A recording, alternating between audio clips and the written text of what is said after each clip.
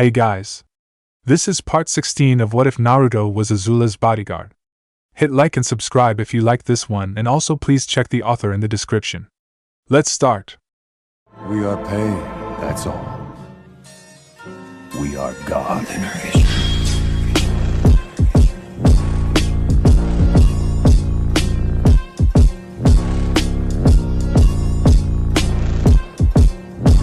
Chapter 45.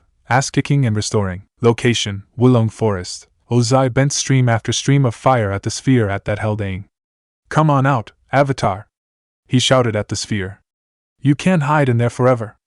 Someone, please help me! Aang silently begged as he held the sphere together. I can't do this. I need someone to stop him. Help me, anyone. But no one heard his calls. Location, Sokka and Toph. Among the ensuing chaos that was the remains of the fleet, Sokka and Toph ran to the back of the ship they were on. Toph, metal bend the rudder so it's jammed in a turning position. Sokka told her. The ship will spiral and slam into the others. Got it, she replied, moving him away from the rudder.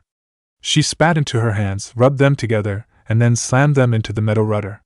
She bent the rudder into the turning position he wanted, making it slam into another ship. Have I ever mentioned how sweet it is that you invented metal bending? He asked. You could stand to mention it more. They smashed into a second ship. By that time, one of the soldiers had climbed to the top and saw them. He bent a large stream of fire and forced them run down the side. As gravity took hold and made them start to slide, Sokka pulled out his Zanpakuto and stabbed it into the balloon, trying to stop their fall. It didn't work. They fell off the side and he slammed into a platform. My leg! He cried in pain. Hang on, Toph! He told her. She was hanging in the air, holding to his hand. Aye, Captain, she replied. Two soldiers ran onto the platforms on both sides. Sokka knew that if he only used his boomerang, he'd only hit one. As they took their stance, he reached for the boomerang and aligned his foot next to his sword. Just as they were about to shoot a fireball at them, he pulled out the boomerang and threw it at the one to his right, knocking him out. He then kicked his Jian up into the air and caught it. He then threw it at the other soldier, cutting the platform he was standing off and leaving him hanging in the air. Just as he thought the Zanpakuto would fall down to the ground below, a freak gust of wind came out of nowhere and sent it right back at him. He caught with ease. Don't ever do anything like that again, do you understand? Kuroge yelled at him. Sorry. He apologized. I'm sorry, Toph, but it doesn't look like Boomerang is coming back. He told her as he saw soldiers gather up in front of the platform. This might be the end. And as if to prove him wrong, the soldiers fled when they saw another ship come flying at them. The head crashed into the underside, allowing the two to fall down onto it. How did that happen? Toph asked Sokka as he clutched his leg in pain. Did Boomerang come back? No. He answered as he looked at who was riding next to the rudder. Suki did. Location, Wulong Forest. Ozai kept bending his fire at the sphere, trying to destroy it. He bent two fire streams at it, lifting it up into the air, and then threw a fireball at it, sending it rolling into a pillar. He leapt up into the air and kept the fire on as he landed closer to it. His stream of fire was large to reach the top of the pillar. Aang tried to hold the sphere together, but the raw heat and intensity of the fire was making it more and more difficult. Someone stop him! He thought to himself. He's going to kill me. I need someone to help me. Please, somebody. He couldn't do it. He could not fight the Fire Lord. When he knew the sphere was hot enough, Ozai leapt away from it. He raised his hand and bent the beginning of an intense fireball. He took a running start and leapt forward into the air. When he landed, he threw the fireball point-blank range at the sphere. It hit the thing and destroyed it. As the rocks protecting him broke away, Aang tried to defend himself with a shield of air. He was protected from the actual attack, but the force of it pushed him back. Someone please help me, he thought to himself as he slammed into the pillar. But something also happened. As he was slammed into the rock, a small jutting point was the first thing he felt as it hit his scar. His mind briefly flashed back to when he was hit by Yao Jing's lightning. He then saw in his mind the entire avatar line, every single avatar, male and female, from each of the 4 countries. Again and again, he saw the circle turn. Air, water, earth, and fire. Water, earth, fire, and air. Earth, fire, air, and water. Fire, air, water, and earth. The cycle kept repeating itself over and over again, each time taking a new form and doing new things with their bending and the avatar state. Finally, he saw an image of the avatar state, floating in space. All the previous avatars surrounded it, their eyes glowed, and for the air nomads, so did their tattoos. "We are here," they told him in one voice. "We are yours. Come on out, little boy," Ozai said as he swaggered over to the rubble. "You're about to be." He was cut off when a hand shot out of the rubble and grabbed his goatee. Aang leapt out of the rubble, his glowing eyes and tattoos showing that he was in the avatar state. Ozai tried to bend fire at him with his hand in a chopping motion, but the avatar swatted it aside like it was nothing. He sent the Phoenix King flying back with a blast of air, hitting the ground a couple of times before slamming into his own pillar. He fell down to the ground and then looked up at the avatar, who was floating in the air and was surrounded by a sphere of air. He opened his mouth and roared, breathing a jet of fire as well as bending jets from his hands and feet. The jets destroyed nearby pillars as they condensed themselves into a ring. Big chunks of rock tore themselves up from the ground and flew up into the air, surrounding him. The nearby body of water raised a tendril and slowly extended it to him. He took it and bent it into a ring as well. Ozai looked at him with both surprise and fear. He wasn't just facing a little boy who didn't have the guts to kill. Now he was facing the Avatar, who was using his complete powers while in the Avatar state. Location: Ba Sing Se. The battle had been turned to the favor of the White Lotus. While Piandao, Paku, and Zhong took care of the main forces, Bumi dealt with the forces on the outskirts. As he dug himself up from out of the ground, he was attacked by tanks. He immediately bent a wall from the ground, strong enough to withstand the fire blasts. He bent back down into the ground and bent up several rocks up out of the pavement. He threw the rocks into the holes where the fire was bent from, blocking them completely. He then bent the ground underneath the tanks to shoot up and send them flying. They landed in a stack. The soldiers opened the hatches that would open so they could try to get free, groaning as they did. While all of this went on, Iroh stood in front of the royal palace. He looked at the flag of the Fire Nation hung from the roof. Raising 2 fingers, he bent a small stream of fire at the flag, setting it ablaze.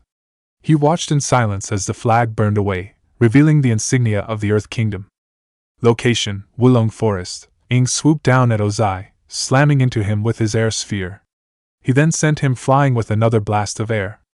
As he was airborne, the Phoenix King began to fly with help from his fire bending and flew away from his enemy. Realizing what he was doing, Aang flew higher into the air. He bent one of the rocks that surrounded him into little bullet-like shapes and fired them at his opponent. They covered a wide area and destroyed some of the pillars, but Ozai flew out of range. Without any hesitation, he followed. Location: Fire Nation capital. Katara was stunned at what she had seen. Both Zuko and Azula had been incapacitated, Zuko by electrocution and Azula by being knocked unconscious. When she saw Zuko try to move, she rushed over to help him. But she was blocked by a blast of fire from Yao Jing. The now mad princess was cackling with glee as she fired a round of lightning at her. She rolled off to the side and kept moving, dodging a fire blast. "Please don't try to heal them," Yao Jing told her as she landed on the roof and started generating lightning. "Just let them die." She threw the lightning at Katara, who bent water from a nearby pool to block it. She bent one fireball after another at the waterbender, making her run behind a nearby column for protection. "The two of you don't look so good," she told Zuko and Azula. They couldn't say anything in reply. Katara peeked out from behind the column, but had to run to another one to avoid a round of lightning. She bent water from a nearby pool and threw it at the roof. But Yao Jing wasn't there. She jumped over the roof Katara was under and flew at her. She ran out and bent the water to freeze, becoming an ice ramp. She slid along it, barely avoiding the fireballs that melted the ice. She got off the ice to avoid a large stream of fire, taking a few running steps before tripping over a grate. After seeing the water in the grate and a nearby chain, she came up with a plan. "There you are, little girl," Yao Jing said as she found Katara. She leapt forward and tried to bend fire at her. But she was prepared. She bent the water underneath them to rise up and freeze, covering the two of them. She then melted the water around her, allowing her to move. She took the chain she grabbed and bound Yao Jing's hands. She then chained her to the grate so she couldn't move and then bent the ice to melt and fall back into the grate. After she got her breath back, she ran over to Azula. Azula, are you okay? She asked, gently shaking her. What? Azula asked as she slowly regained consciousness. As she did, she felt her entire back start to throb with a dull pain. Are you all right? The waterbender repeated herself. Yes, I'm fine. What about Zuko? She turned to see that Zuko hadn't moved from where he laid. She hurried over to him and rolled him over, looking at the wound. Bending the water from her pouch onto her hands, she healed his wounds. The pain lessened and he opened his eyes. Thank you, Katara? He told her quietly. I think I'm the one who should be thanking you, she replied as she helped him stand up. Honestly, you are such a dum-dum, Azula told him as she walked over to them. You had jumped in front of the lightning. Sorry, I just moved. I figured. Even though the words were spoken with sarcasm, the genuine smile on her face showed how relieved she was to see her brother up and moving. What will you do with her? Katara asked, looking at Yao Jing, who was struggling against the chain. We kill her, Azula instantly stated, covering her fist in blue fire. What? You can't do that. Why not? After all she's done, she deserves to die. But if you kill her now, then you're no better than Ozai, Katara told her. Then what do you suggest? We leave her alone? If they did that, her bastard sister was probably likely to try and stage a revolt against them. Azula, she's still our sister, Zuko told her. She deserves a chance, just like us. No, she doesn't, she growled. You should remember what she did to torment us when we were kids. They had been terrified of her all those years and it only got worse once their mother had left. But she still deserves a chance. If we hadn't gotten our chance, where do you think we would be right now? Fine, you have a point, she conceded, letting the blue fire she was wielding dissipate. They're going to show me mercy after what they've done to me, Yao Jing thought to herself. They've taken what's rightfully mine and they think I need a second chance. With a scream of insanity, she surprised them by bending her fire to melt the chains. Do you think I'll take this lying down? She demanded. The title of Fire Lord is mine. Why did Father change his mind? He gave it to me. She ran off, screaming, Why did you do it, Father? Yao Jing, wait! Zuko shouted. They tried to go after her, but they were too tried and she remained ahead of them. But they were close enough to see her try to climb over the edge of the mountain, only to stumble and fall down the other side, disappearing from sight. By the spirits, Katara whispered in horror as they listened to the sounds of her hitting the mountainside repeatedly with screams of pain fade away. Both Zuko and Azula agreed with her. Not even Yao Jing deserved that kind of slow, painful death. She lay at the bottom of the mountain, her body all but broken from the fall. She could feel her life fading away. I can't die here! I have to take back what's mine. She tried to stand up, only to fall back down. Chun's photo flew out of her pocket when she fell and flapped around in the air. I can't die here like a filthy commoner. Her eyes centered on the picture as it landed down in front of her. I don't want to die. She grabbed the picture and looked at it. Save me, please, she begged, her voice taking on a childish tone. Please, Mommy. I don't want to die alone. Save me. She heard a chuckle in the air. How amusing, the voice from her dreams said. You told me that you would defeat your siblings with ease. And now, you wallow in the dirt, asking the picture of a dead woman to save you. I don't want to die. Oh, hush. You're not going to die. I told you before. The ground beneath her turned into a circle of energy, becoming a portal. A deal's a deal.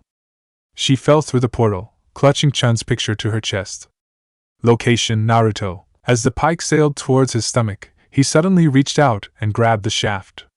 He yanked forward and then rammed into the soldier's face, breaking his nose. That was a little close, he thought to himself as he quickly got back up, taking holding of the pike. He had lost his Jian during the fighting and used the scabbard to attack, only to have it cut in half. Are you the one who needs to rest his bones? Jiraiya asked him, half sarcastic and half relieved. Oh, shut up and keep fighting, he replied as he brained a soldier. What do you think was doing? Picking up women? He asked as he kneed his opponent in the stomach. You do have a tendency to do that. Not in the middle of a fight, I don't. There was a time and place for such things and now was neither the time nor the place. Could have fooled me, he replied as he swept the legs out from under a soldier using the pike. Location: Wulong Forest. Ozai tried to keep his distance between him and the Avatar. As he flew through the forest of pillars, two of them suddenly broke apart and slammed together in front of him. He was forced to stop and turn, but that was all Aang needed. He bent water from nearby to hit Ozai with a deluge, forcing him to land. As he looked up, he saw Aang smash through the pillar behind him and fly down towards him. He backed away from the pillar and leapt backwards, taking flight again while also bending a stream of fire at his opponent, who simply flew through it and smashed into the ground. He flew through the air and landed on the top of a pillar. He swung his foot, bending an arc of fire, and directed it at him. He blocked the fire by bending to pillar to break away and form a shield in front of him. He moved them away and then bent 5 fireballs at the Phoenix King, seeking him out. He dodged them and flew off to gain more distance between them. He landed against the side of a pillar and bent 3 streams of fire at him. He, in turn, bent 3 small water missiles and a blast of air. The 3 missiles hit the fire streams and made them implode while the air blast was directed at Ozai. He got struck by a hit and was sent flying, but recovered. The air blast whittled away the pillar until it had no choice but to fall. Aang continued to chase him, not caring if he smashed through a pillar or not. When Ozai looked back and saw that he was gaining on him, he panicked and tried to speed up. But Aang wasn't going to let that happen. He bent the water he had forward and extinguished the fire the Phoenix King he was using before grabbing him and slamming him into a pillar. As he lay on the pillar, Aang hovered over him and bent the stone to rise up and enclose his hands and feet. "Fire Lord Ozai," he said, the voices of previous avatars overlapping his, making him sound like a legion contained inside one person. "You and your forefathers have devastated the balance of these countries, and now you shall pay the ultimate price." As a terrified Ozai watched, he bent the 4 elements up into the air, forming a lance, and swinging it back down to him, fully intent on ending his life. The Phoenix King closed his eyes and looked away. But at the last moment, the intent and will behind the lance disappeared. The air and fire disappeared and the water splashed him, while the rocks just fell around him. He opened his eyes and saw Aang forcing himself out of the avatar state. As he slowly descended, he released Ozai from the stone and landed with his back turned. "No, I'm not gonna end it like this," he said. "Even with all the power in the world," Ozai said angrily while on his knees. "You are still weak." He lunged forward to attack him, but he made one simple mistake. He had placed his hand down on the ground and the avatar sensed him through the earth. Without even turning around, he bent the stone beneath them to rise up and grabbed hold of Ozai's fist, making his fireball go wide. He moved to the other side and bent the stone to hold the other hand as well. He then stood in front of him and bent the bindings down to the stone, taking his hands with him. The Phoenix King tried to breathe fire at him for one last attempt, but he shielded himself with. He walked forward and placed his hands on Ozai's head and his chest.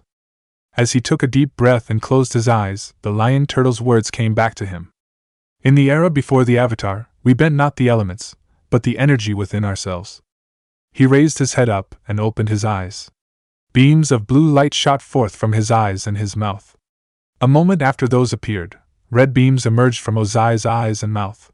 Both of their bodies became encased in the energy, blue for Aang, red for Ozai. The lights from each shone brightly in the air, reaching so high into the sky many people from far away could see them. As Aang struggled against Ozai, he remembered the rest of what the lion turtle said. "To bend another's energy, your own spirit must be unbendable, or you will be corrupted and destroyed." Slowly, the red energy from Ozai began to crawl over Aang, encasing his body. The right light began to chase away the blue, leaving a single ray that was getting smaller and smaller. Just as the red energy fully encased him, many voices inside of him roared as one. "No! We will not bend," they declared. Finding to strength to push back, Aang strengthened his own spirit and then rammed it against Ozai's. The red quickly fled as the blue fully engulfed the two of them, shining a bright blue light into the air for all to see and sending a powerful beam up into the heavens. The lights and energy disappeared and both stumbled back from exhaustion. Aang remained on his feet while Ozai collapsed onto his back, his bindings broken. He tried to bend fire at the avatar, but nothing came forth from his hands. What did you do to me?" he asked. "I took away your fire bending," Aang told him. You can't use it to hurt or threaten anyone else ever again. He walked to the edge of the pillar and looked down at the destruction before him. He took a deep breath as his tattoos and eyes briefly glowed. He gently raised his hands and bent the ocean to rise up and flood the forest. It extinguished all the fires and grabbed hold of the airship fleet wreckage. Once all was done, he bent the ocean back down to what it was before, taking the ships with it. As he stood over what he had done, Momo flew back to him and landed on his shoulder. Location: Naruto. They had all stopped when they saw the lights appear in the sky. When he saw the blue beam of light go straight into the sky, he knew what that meant. Jiraiya, do me a favor, he said. What's that, Gaki? The Toad Sage asked him. Bring down the house. He grinned. As he leapt into the air, he bit his thumb and flashed through hand seals. Kuchios, Yatai Kazushi no Jutsu, summoning, food cart destroyer jutsu. He cried out. A big cloud of smoke appeared, and out of that cloud, a big toad whose skin color was aquamarine and carried 2 katanas on his back, crashed into the ground next to the army. To say the army was shocked and stunned at what they saw would have been an understatement. All right, listen up, Naruto shouted, getting their attention. You all saw the lights. They were coming from Wulong Forest. That was where Ozai had planned to strike first. I'm guessing the Avatar fought him and won. So now you have a choice. You can either try to follow your orders and end being shish kebabs for a toad, or you can surrender and live. What will it be? The soldiers all looked at each other, then at the toad, and then at him. We surrender to you, Lord Naruto, one of the soldiers said as they knelt to the ground and raised their hands over their heads. He smiled at those words. I was hoping you'd say that. Location: Wulong Forest. As the comet flew overhead, the airship Sokka and his team had commandeered landed next to the pillar Aang and Ozai were on. Way to go, Aang!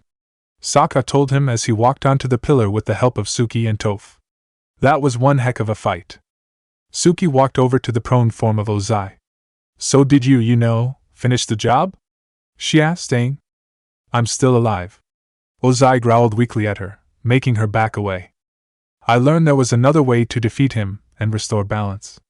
Aang explained. I took away his bending. Wow, Toph said in surprise. Who taught you that? A giant lion turtle, he answered. You have the craziest adventures when you disappear. Sokka hopped over to Ozai. So you didn't kill him? He repeated. I couldn't do it, Aang told him. All life was sacred, even such a life as Ozai. You do realize that Naruto will probably chew you out for this, right? The tribesman asked him. I will worry about that when I get there. He turned his attention back to Ozai. Not so high and mighty now, he said. You're not much without your fire bending, are you? I am the Phoenix King. Ozai snapped at him before falling forward in unconsciousness. Oh, sorry, didn't mean to offend you, Phoenix King of getting his butt hooped, Toph said mockingly. Yeah, or how about the king of the guys who don't win, said Suki rather pathetically. You're going to have to work on that, Sokka told her. But for now, leave the nicknames to us, Toph said. As they stood there, Sozin's comet disappeared into the horizon. There was a brief light as it disappeared. Then it was gone, and all that remained was the night before the dawn. Location: Fire Nation capital. It had been a week since the battle at Wulong Forest. The royal city still had buildings that had been destroyed by the Agni Kai, but was still packed nonetheless. The reason for this was because peace was to be declared and a new Fire Lord was to be crowned. Inside the palace, Zuko struggled to put on his clothes. It was hard due to the pain his wounds gave him. You need some help with that? A familiar voice asked him. He turned around to see who it was. My. You're okay, he said happily as she walked over. They let you out of prison? My uncle pulled some strings, she answered as she helped him into his clothes. And it doesn't hurt when the new Fire Lord is your boyfriend. So does this mean you don't hate me anymore? He asked hopefully. I think it means I actually kind of like you, she said while blushing. The two of them shared a kiss. But don't ever break up with me again, she told him, poking his shoulder to emphasize her point. He grinned nervously and nodded in agreement. They pulled each other into a hug after that. In the plaza, people were talking to other people and meeting new ones. The members of the invasion force who had been taken prisoner had been freed and were now among the crowd. Katara and Sokka were making their way through the crowd, looking for someone. Sokka was using a crutch due to his sprained leg. "Dad!" cried the two of them when they saw Hakoda. They ran over to him and engulfed him in a group hug. "I heard what you two did," he told them. "I am the proudest father in the world. And your mother would have been proud too," he told Katara, who cried a few tears of joy at the thought of that. Hearing footsteps, Sokka looked at where they were coming from and saw Suki in full gear along with the rest of the Kyoshi warriors. "They are my favorite warriors," he said in greeting. "I have to admit, I kind of missed the face paint. So how does it feel to be back in uniform again?" he asked. "It feels great," Ty Lee said, appearing from behind Suki, wearing the full gear of the Kyoshi warriors. "I'm not the only one seeing this, right?" he asked. Akela padded over to her and sniffed her. He patted and nodded. That was Sokka needed to know that was indeed Ty Lee. "It is okay, Sokka, she's one of us now," Suki told him. "Yeah, the girls and I really bonded in prison," Ty Lee explained. "And after a few chi-blocking lessons they said I could join their group. We're going to be best friends forever." She hugged two of the warriors and all three of them wore big grins. "Hey, where are Naruto and Azula?" Katara asked, looking around. "I'm right here," Azula said as she and Jiraiya joined them. "So these are the Kyoshi warriors that you lead, Suki," Jiraiya said as he eyed them. "I must say, those uniforms make you all look quite fetching." Before anyone could say anything or do anything, a kunai flew through the crowd and struck the ground between his legs. He bent over and picked it up. Pulling the piece of paper that was attached off, he read it. "Please remember you're in public, pervert." "Naruto, he is good," Sokka said after he read the note aloud. "I am not a pervert," Jiraiya protested. "I'm a..." Another kunai struck the ground between his legs. The piece of paper attached to it read, "Super pervert, I know. You're still in public. Also, they're younger than 16. "Naruto, how does he keep doing that?" demanded Ty Lee. "I told you already," Azula said. "You are never going to find out." Zuko walked down the room to the curtained exit. On one side of the exit sat Aang, dressed in formal robes and wearing a wooden medallion with Air Nomad's symbol engraved on it. On the other side of the exit was Naruto, who was leaning against the wall. "I can't believe a year ago my purpose in life was hunting you down," Zuko told Aang. And now we're friends," he replied. "Yeah, we are friends. I can't believe a year ago I was still frozen in a block of ice," he said as he stood up. "Well, I can still believe that you're an idiot," Naruto told him. The blonde had changed out of the prison uniform he had been wearing since Konoha. Now he wore white pants that were tucked into his sandals with a shuriken holster strapped on his right leg and a long-sleeved black jacket. Cloth was wrapped around his waist and from that cloth hung a white half-skirt with black flames at the bottom. It stopped just below his left knee. Since he lost his Jien in the midst of battle, he finally gave up on the weapon and never bothered to look for it. "What's that supposed to mean?" Aang asked him. "You should have killed Ozai." "I couldn't. And with energy bending, I didn't have to. With his fire bending gone, Ozai isn't a threat to anyone." "Ozai had more than just fire bending. It would have been simpler to kill him." "Why are you so mad at me for not taking his life?" he asked the fire paragon. "Because you need to learn the lesson that comes with it," he told him. "What are you talking about? What lesson is there that you learn from killing?" "You learn how not to kill." "But I learned that from the monks," he protested. Naruto shook his head. "No, they taught you how to dodge, evade, and defend. They did not teach you how not to kill." He had learned the lesson on the battlefield. "But you can explain to me, right? You've already told me what the lesson is." "It's not something you can explain. It's only something you will learn once you stand over a person who you killed. There will come a time that you will have to kill, Aang, and I can only hope that you will learn the lesson well." "I will never kill," he vowed. "I will not take someone's life from them." He scoffed. "You are still naive." "That's enough," Zuko said, stopping the argument. "Naruto, you didn't come here to get into an argument with Aang. Have the soldiers I sent out come back?" "Yes." "What did they say?" "That there's no single piece of evidence of Yao Jing being there. No pools of blood, no trails where she might have tried to drag herself to. And there was no evidence of another party taking her away." "Are you sure?" he asked, wanting to be certain. I had the Yuan archers look over the scene to double-check. They told me the same thing. For all intents and purposes, it looked like Yao Jing simply disappeared. He sighed. I hope this doesn't come back to haunt us. If it does, we'll take care of it then. But right now, the two of you have a ceremony and a speech to do. You'd better get going. Both Aang and Zuko nodded in agreement. They walked through the curtain and after a few moments, Naruto followed. The crowd stood in organized groups as they waited. One of the fire sages rang a gong as Zuko stepped out into the open. As soon as they saw him, the crowd began to cheer. Please, he said, raising his hand to silence them. The real hero is the Avatar. He stepped to the side and allowed Aang to walk forward. The crowd began to cheer loudly when they saw him, but he only had eyes for a certain female waterbender, who had the same for him. Today, this war is finally over, Zuko declared as he stood side by side to Aang, making the crowd cheer even louder. I promised my uncle that I would restore the honor of the Fire Nation. And I will. The road ahead of us is challenging. 100 years of fighting has left these countries scarred and divided. But with the Avatar's help, we can get it back on the right path and begin a new era of love and peace. He knelt down to his knees. The head sage began to walk forward, only to be stopped by Naruto, who whispered something in his ear. He nodded in agreement, and gave the headpiece of the Fire Lord to him. He walked up behind the kneeling Zuko, and raised the headpiece, his medallion out for everyone to see and to know who he was. All hail Fire Lord Zuko! He declared in an authoritative voice, placing the headpiece of the Fire Lord in Zuko's top knot.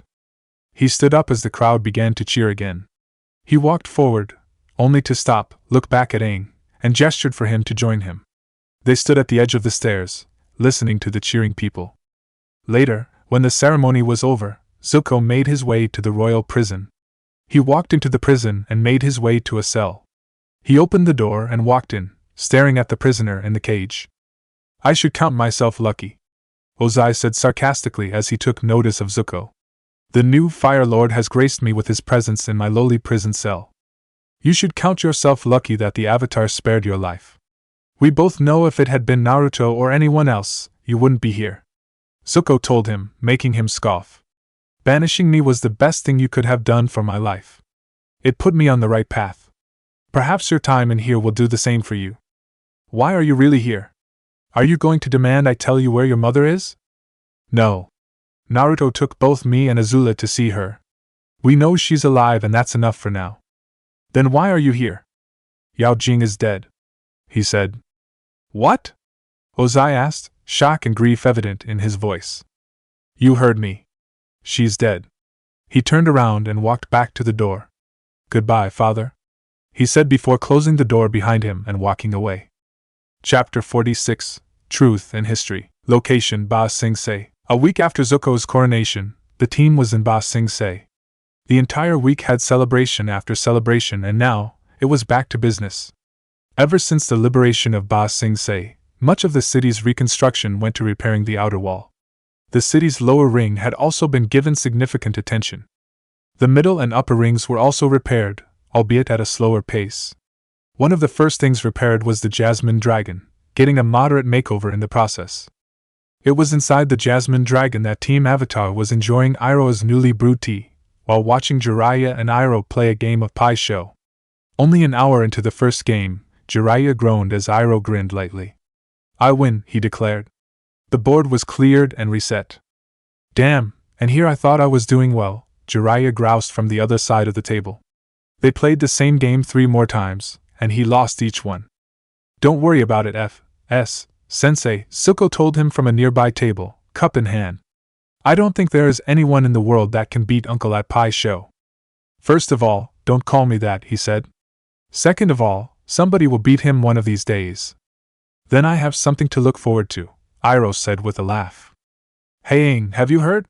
Sokka asked the Avatar from where he was sitting next to Suki. Apparently you have a fan club. We know. We met them while you and Suki were out sparring, Katara said shortly. She and Aang were sitting next to one another at the next table over. She clearly didn't like the thought. Aang didn't see what was wrong. I thought they were nice, he said. They were going to show us the clubhouse, but we were supposed to come here right away. They kept gushing over you, Twinkle toes, Toph said, completely and obvious annoyed by what she saw. I honestly thought I was going to puke after talking to them for 5 minutes. Looks like somebody's got fangirls, Sokka said in a sing-song voice. Jiraiya snapped his head at the tribesman. Don't even joke about that, he told him with complete seriousness. There's no need to worry just yet, Naruto said, sitting by the open door with his book open and a cigarette in his mouth. Those weren't fangirls. Not yet anyways. Are you sure? Toph asked the blonde. They seemed like fangirls to me. Trust me, they were not fangirls. A fangirl will scream at a pitch that will make a dog go deaf whenever they see you, stalk you relentless if they ever find you, knows everything about you, has a network of spies watching your every move, is able to track you by pheromone, has a giant painting and a picture of you in their room, and most important of all, will try and rape you at every chance they get. Those who were not used to fangirls in the room looked at him. You're not kidding, are you? Sokka asked him. No, he's not, Azula said. She had seen enough of his fangirls to last her a lifetime. How would you know? You don't have any fangirls. No, but I have fanbas. Everyone, except for Naruto, fell silent at that. Fangirls were bad enough, but fanbas. It was too disturbing to think about it even actually. And the number of fanboys you have will probably go up soon, Naruto remarked. So will the number of fangirls you have, she retorted. Can we please talk about something else now? Jiraiya asked.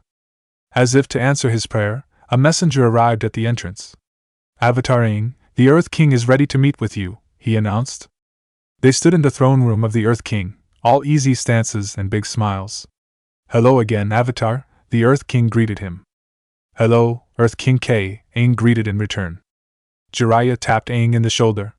Didn't the monks teach you how to address formal heads of state by not calling them by their first name? He was taken aback by the Toad Sannin's sudden stern lecture, having been used to literally everyone acknowledging him as someone with a uniquely high rank. The fact that someone had the wisdom to point out the improper manner of addressing an actual ruler was almost lost on the entire team, except for Zuko, Naruto, and Azula. I'm sorry about that. How do I address the Earth King then? Aang asked nervously. You address the Earth King as His Majesty, Azula said as she approached the Earth King, who grew nervous at her presence. Have you been doing well, Your Majesty? She did her best not to appear too threatening. The Earth King eyed her wearily. Although he knew that the Princess of the Fire Nation was now on the Avatar's side, he couldn't help remembering how she managed to hold him at flame point when she was taking over Ba Sing Se. But at least Naruto succeeded in having the corrupt Long Feng executed for his crimes against the Earth Kingdom. Naruto laughed when he saw the Earth King's expression. Don't worry, Your Majesty, she's not going to hold you at flame point again, he told him. I hope you will forgive me if I find that a little hard to believe. No offense taken. People, let's focus on the meeting here, Sokka said. They weren't here to pass the time shooting the breeze. They had important that needed doing. Sokka's right, Katara agreed. Aang nodded. They were right. Then let's discuss how we're going to remove the colonies. What in Agni's name are you talking about? Azula asked, looking at him with surprise. Those colonies are staying. They can't stay, Azula. The 4 countries must remain separate. He made it sound like it was the most obvious thing on this side of the planet. The colonies are a part of why the war happened. That may be, but they don't need to suffer for it. Did you know about this? She asked Zuko, swinging around to look at her brother. Yes, I did. Those are your people now, Zuko. Why would you let this happen to them? You're making sound like we're going to be killing the people there, Kay protested. They weren't going to do anything of the sort. The war was over. He wasn't trying to start it again. Azula, we're planning on having the colonists come back to the Fire Nation, that's all, Katara explained. If that was supposed to be calming, the waterbender missed. And by doing that, you're destroying their lives. Azula retorted, getting angrier as the minutes passed. We're not destroying anything, Suki protested. It was just a peaceful relocation. That was it. The balance has to be restored, Azula, Aang told her. The only way we can do that is remove the colonies from the Earth Kingdom.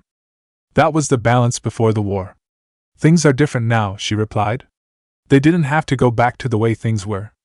Fire Lord Zuko, will you not say anything? Kay asked him. I am not certain of what to say, he answered after a moment of silence. I want to see the balance restore as much as Aang does. But Azula does have a point when she says that lives will be destroyed if we go through with this. You have to choose, Zuko, Katara told him with a scowl forming on her face.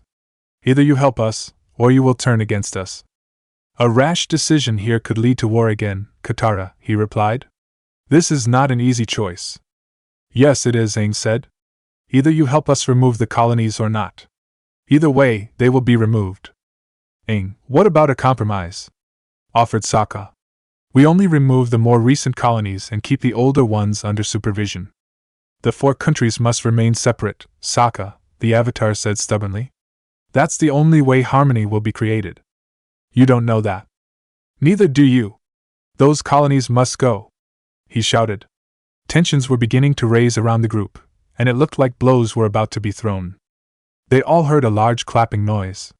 Okay, everyone pay attention, Jiraiya ordered. If this keeps going, you will all soon start fighting. He turned his attention to the Earth King. Is there anything this meeting was about, Your Majesty? No, this was the most pressing issue, he answered. Then I suggest we meet again tomorrow afternoon. That will give everyone here some time to cool their heads. But it has to be settled now, Katara protested. If you try to settle it now, you'll end up fighting with each other, and that can lead to another war. Take a breather, he ordered. Everyone could feel the intense mood hanging over their heads. If anyone said the wrong thing, the entire meeting would erupt into a battleground.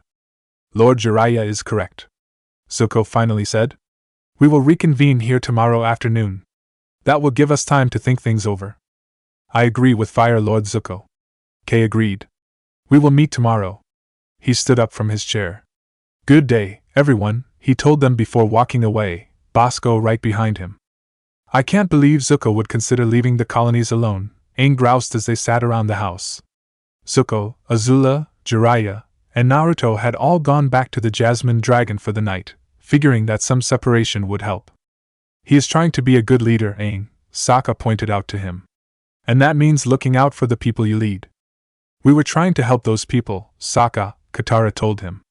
Azula just egged him on. She thought she was doing the right thing, Suki said in defense of Azula. It's a Fire Nation colony, Suki. That means most of the people there are from the Fire Nation, Aang said. And those people belonged in the Fire Nation. And what about the people who are from the Earth Kingdom? Asked Toph. What about them?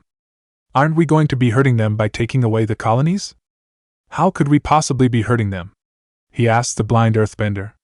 We'll be making their lives better by removing the colonists.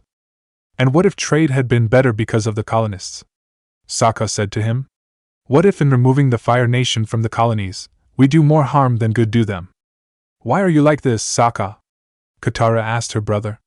I thought you would have been for the removing of the colonies. It's not that simple. We must consider what the people there think. If they didn't, odds were that they were going to have problems on their hands. What's there to consider?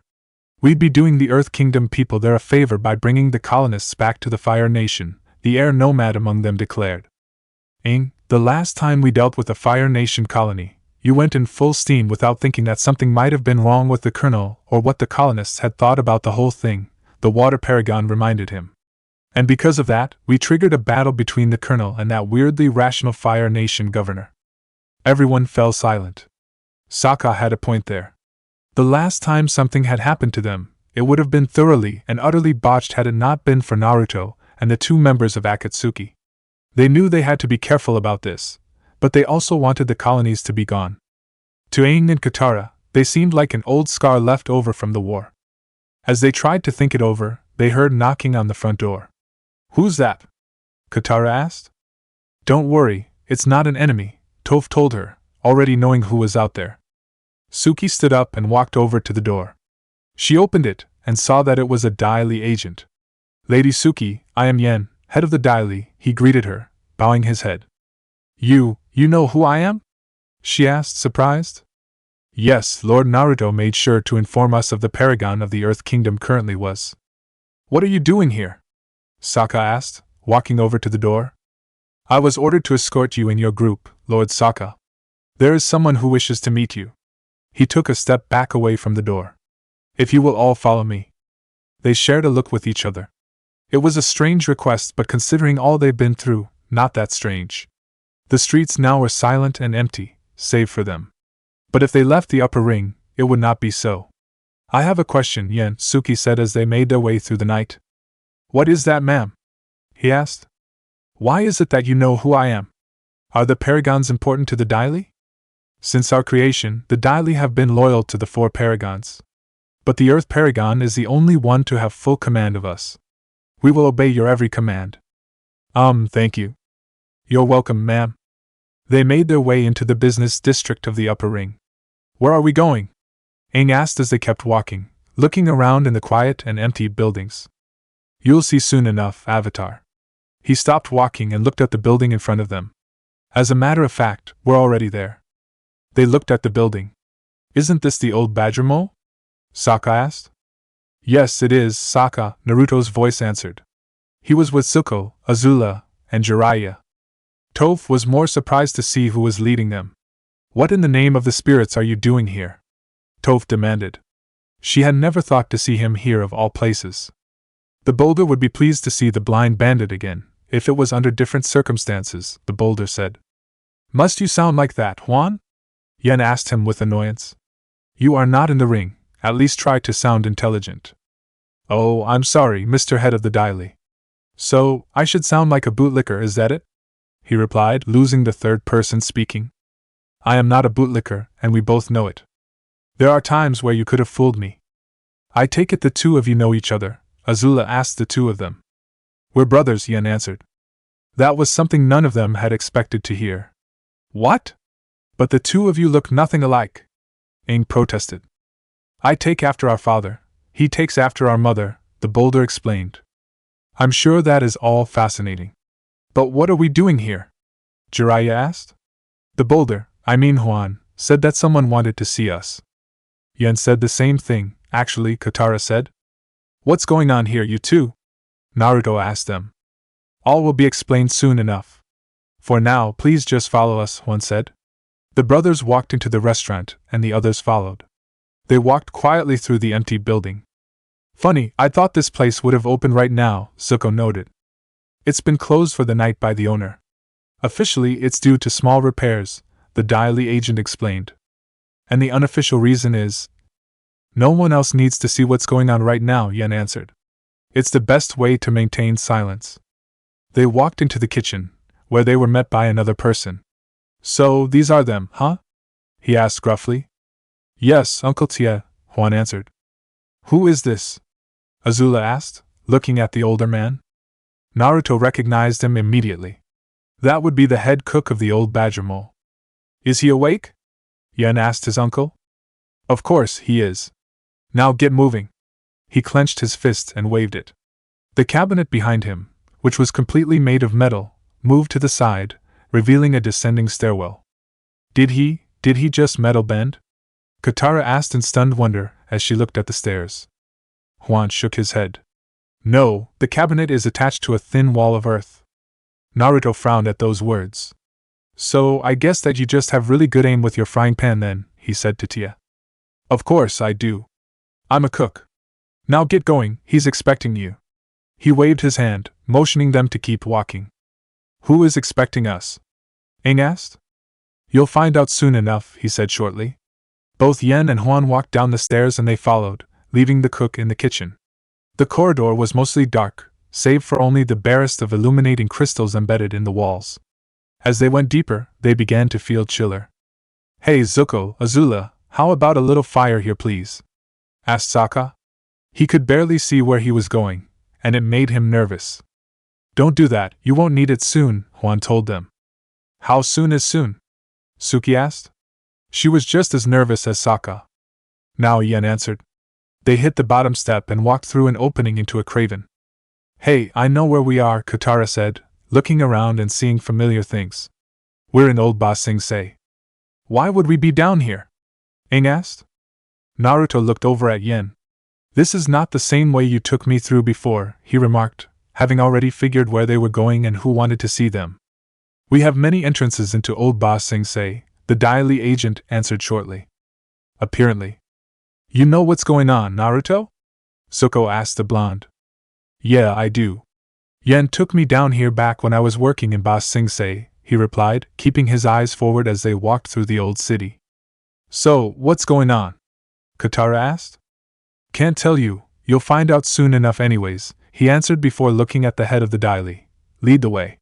He nodded and walked on, Huan beside him and the rest following them. They walked deeper into the caverns of old Ba Sing Se until they finally reached a wall. The two brothers stepped forward and punched the wall. A crack appeared and shot upwards. Once it had reached a certain height, it split in half and went sideways before traveling downwards. After the cracks had touched the ground, the one in middle opened. The cracked area began to move backwards, like a door opening itself, until there was an opening in the wall. This is a place known only to our family, Yen told them. Not even Long Feng knew of this place. If he did, his life would have been forfeit. Is that you there, Yen? A voice from beyond the opening asked. It sounded old and gravelly, like it belonged to someone ancient. Yes. Huan is here as well. Are the Avatar and his friends here as well? They are right here. Then send them in. Huan looked at them. You all go inside. My brother and I will stay out here. They walked hesitantly through the opening.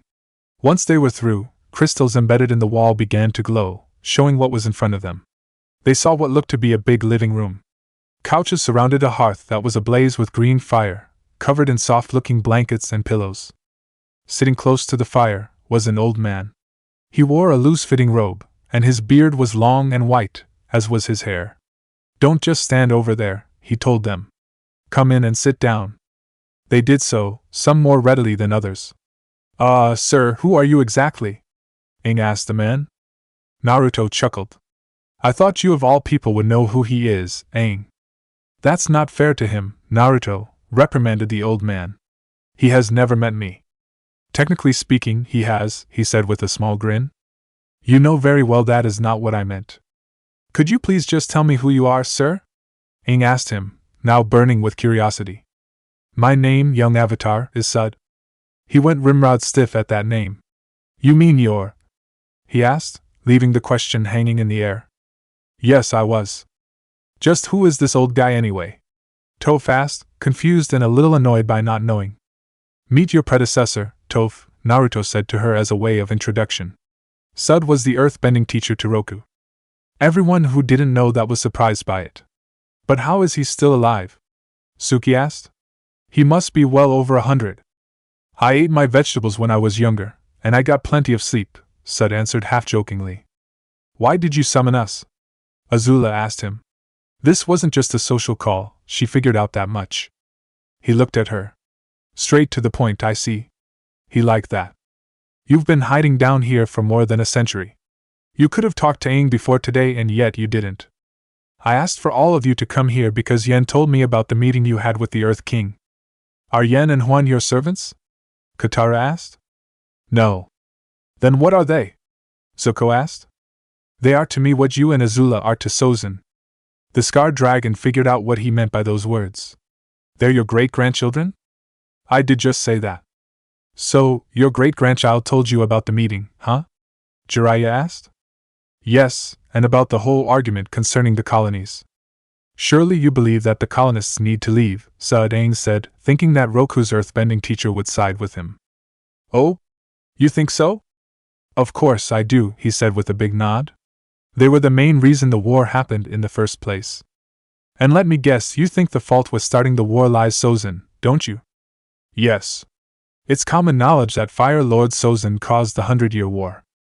That's where you're wrong, boy, Sud told him with a sharp tone that hadn't been dulled by age. The fault for starting the war was Sozin's, it was Roku's. With the exception of one, everyone was caught off guard by that simple statement. What do you mean Roku caused the war? Sokka asked. Exactly that, he was to blame, Sud repeated himself. Aang lost his surprise and glared at the old man. That can't be true. You're lying. Be careful who you insult, boy, he said, spitting out the last word like it was the most insulting thing. I was there when it all happened. I know very well who caused it.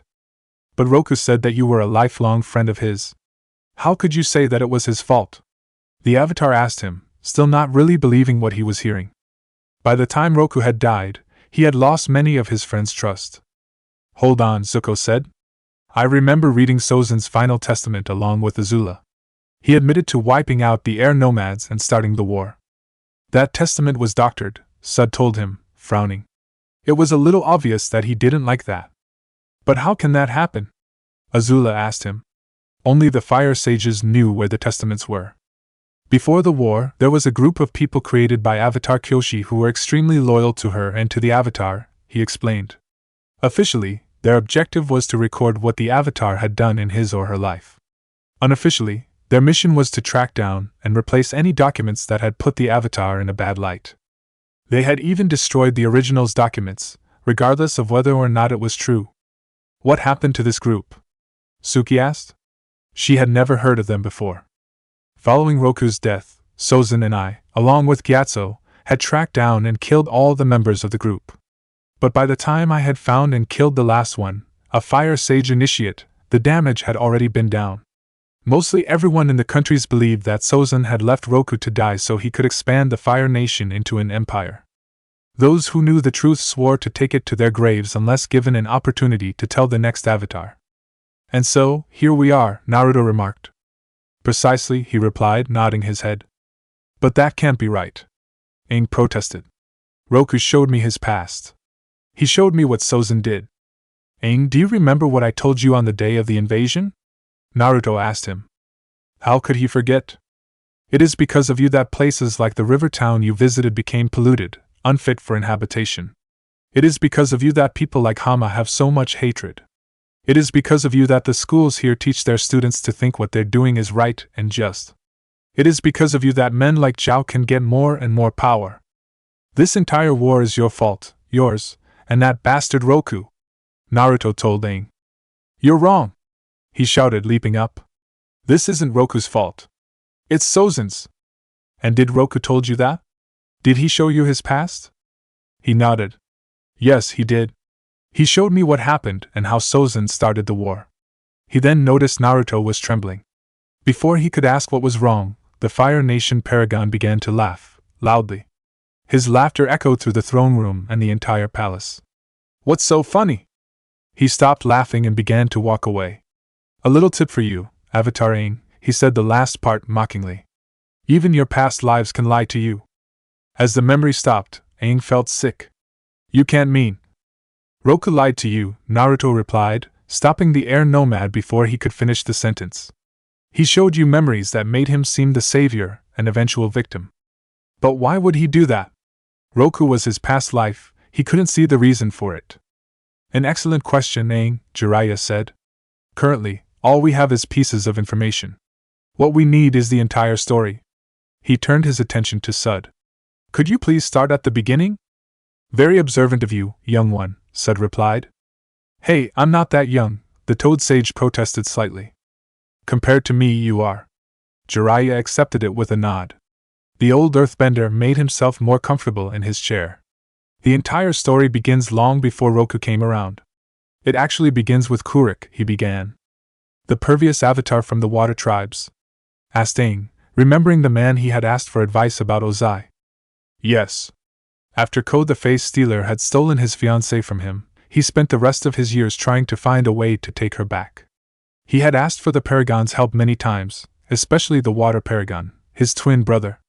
Each time they refused, telling him that their duty was to watch him, not help him take vengeance on a spirit. Eventually things came to a head.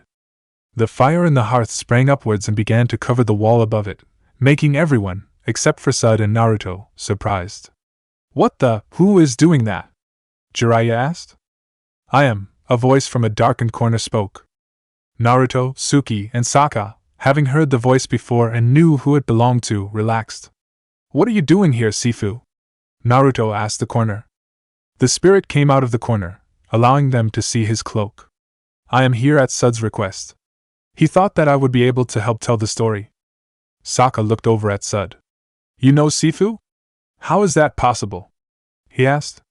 The last time the Water Paragon checked, Sifu only talked to the Paragons. I'll get to that, the old earthbender told him. But for now, please turn your attention to the fire. It will show you the past. They all turned their attention to the fire. It began to change colors, until they saw a moving picture in front of them. Noka, please, I'm asking you as your brother, Kurik begged the Water Paragon. The two of them stood alone in the hall of the Northern Water Tribe chieftain. It was a big and spacious room, which seemed even more so since they were the only two there. "No, you're not," his brother said with hard look on his face. "You're asking as the Avatar. The other Paragons and I have told you countless times, Kurik. We are not going to help you attack the Face Stealer. But it's for Ami!" he all but shouted. "That doesn't matter," Noka's face softened a little. "She's gone, brother. Just accept it already. When did you become so heartless? Ami cared about you, Noka. And I cared for her too," he yelled back, the softness in his face disappearing. "Remember, Kurik, I was there that day. I saw her get pulled into the water. And you were also the one who pulled me out of the water. She was already taken. There was nothing either of us could have done. But we can do something now." "No, we cannot." He turned away and began to walk out of the room. "This discussion is over, Kurik. You would be wise to never bring it up again." After that, Avatar Kurik began to distrust the Paragons, even his own brother, said as the flames died down. That distrust lasted the rest of his life and carried over to the next Avatar. "Why would Kyoshi distrust the Paragons?" Katara asked. "She wouldn't be like that just because of a past life." "That is true. But something had happened that allowed the distrust to settle and grow within her." "What happened?" "The creation of the Daily happened," Naruto answered. "Indeed it did," Sifa said. The flames once again covered the wall. "What is the meaning of this, Kyoshi?" A hulking man with the medallion of the Earth Paragon hanging from his chest demanded as he and 3 others barged into the office where Kyoshi was working. The Avatar looked up from what she was writing at the desk. "What are you talking about?" she asked them, making it sound like nothing was wrong. "We are talking about this group you've created," a woman with black hair down up in a top knot and wearing the medallion of the Fire Paragon said. "What in the name of the spirits were you thinking?" asked the man wearing robes of orange and yellow, and the medallion of the Air Paragon. Even though he hailed from the Air Nomads, there were no tattoos on his body. "I was thinking that I agreed to protect the cultural history of Ba Sing Se," Kyoshi replied, putting the brush down. "And you call creating a group of earthbenders trained to be silent and deadly protecting cultural history?" A woman with hair cut short and wearing the medallion of the Water Paragon asked. "Yes, I do." "That's funny, because we call it you trying to take control of Ba Sing Se." The Fire Paragon accused her with a scowl on her face. "You never resolved conflicts without having to resort to violence. Your alliances with bandits is proof of that." "I have done no such thing," she instantly protested. "Do you think you have the capability to resort to such decisive actions? I prevented a succession war in the Fire Nation while you were too busy tailing my every move. Let me ask you this question then. What happens when the power of the Daily grows to be too much?" the Air Paragon asked. "That will never happen." "You're right. It will not happen because we will not allow it," the Water Paragon said. Kyoshi frowned. "What do you mean?" "You have overstepped your boundaries, Kyoshi," the Earth Paragon declared. "As such, we are stripping you of your rank as the leader of the Daily. We will take command of them." The 4 Paragons turned around and started to exit the room. "That is all." "You cannot do that," she protested, standing up. "I alone command the Daily. You do not have the right." Her calm composure was gone once she had heard their declaration. The Water Paragon looked back.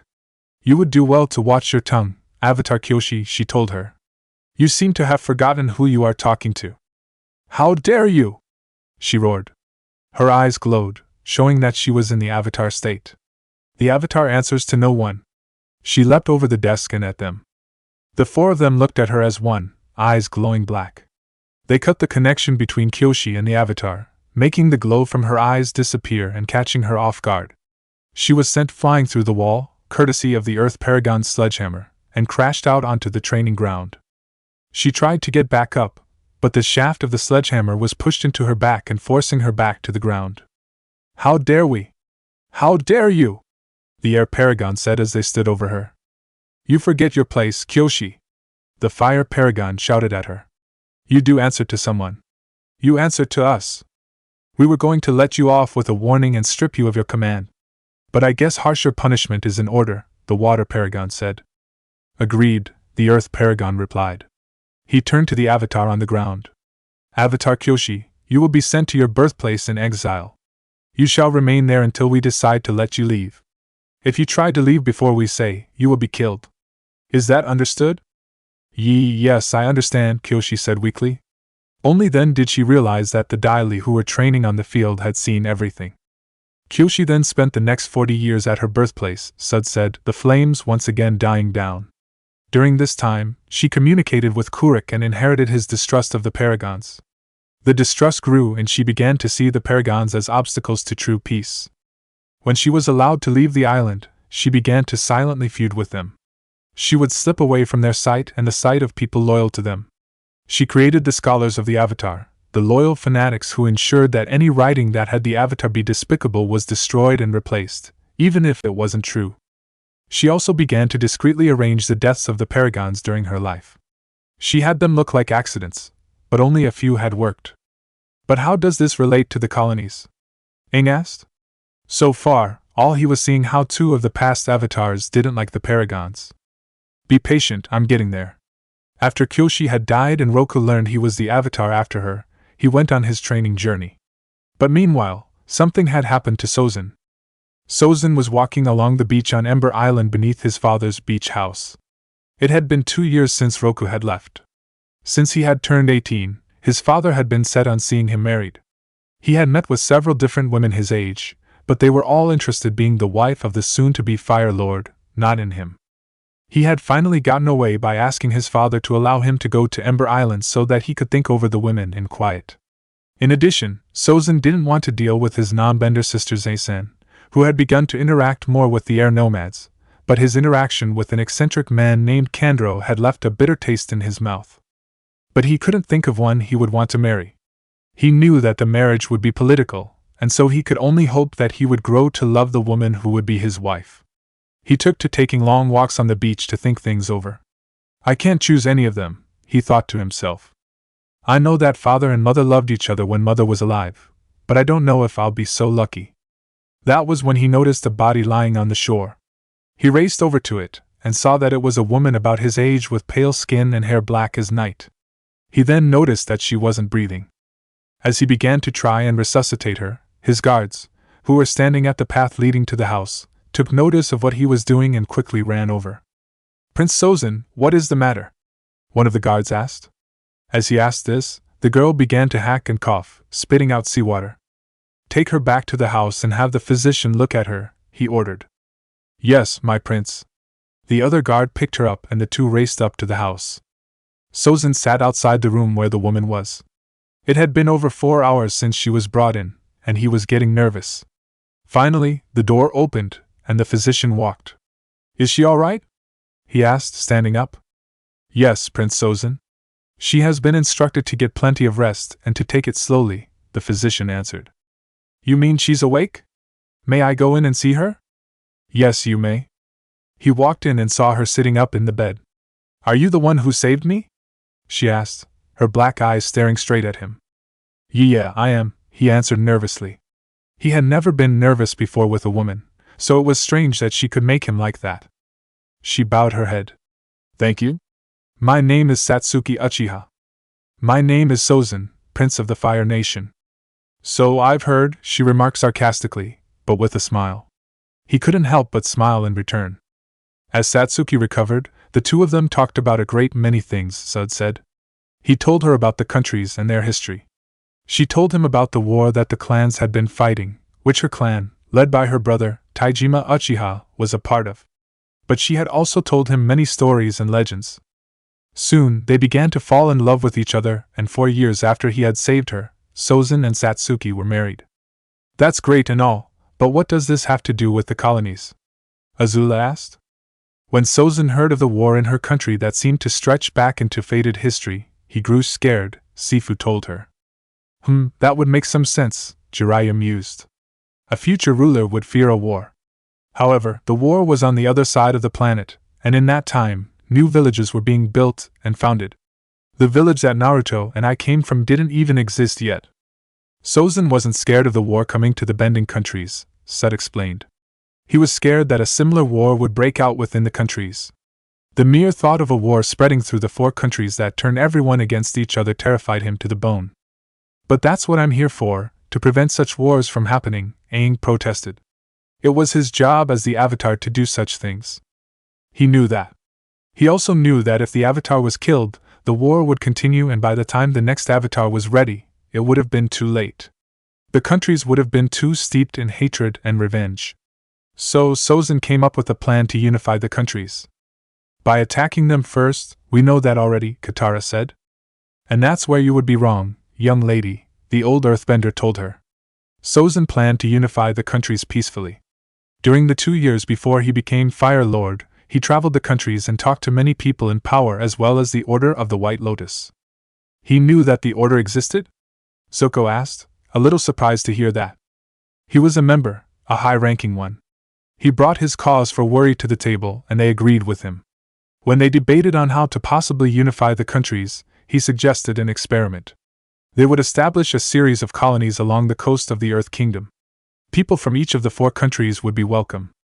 Each of the colonies would host a different form of government, a monarchy, a theocracy, a bureaucracy, etc., to see which one would be best suited for ruling a colony of different people.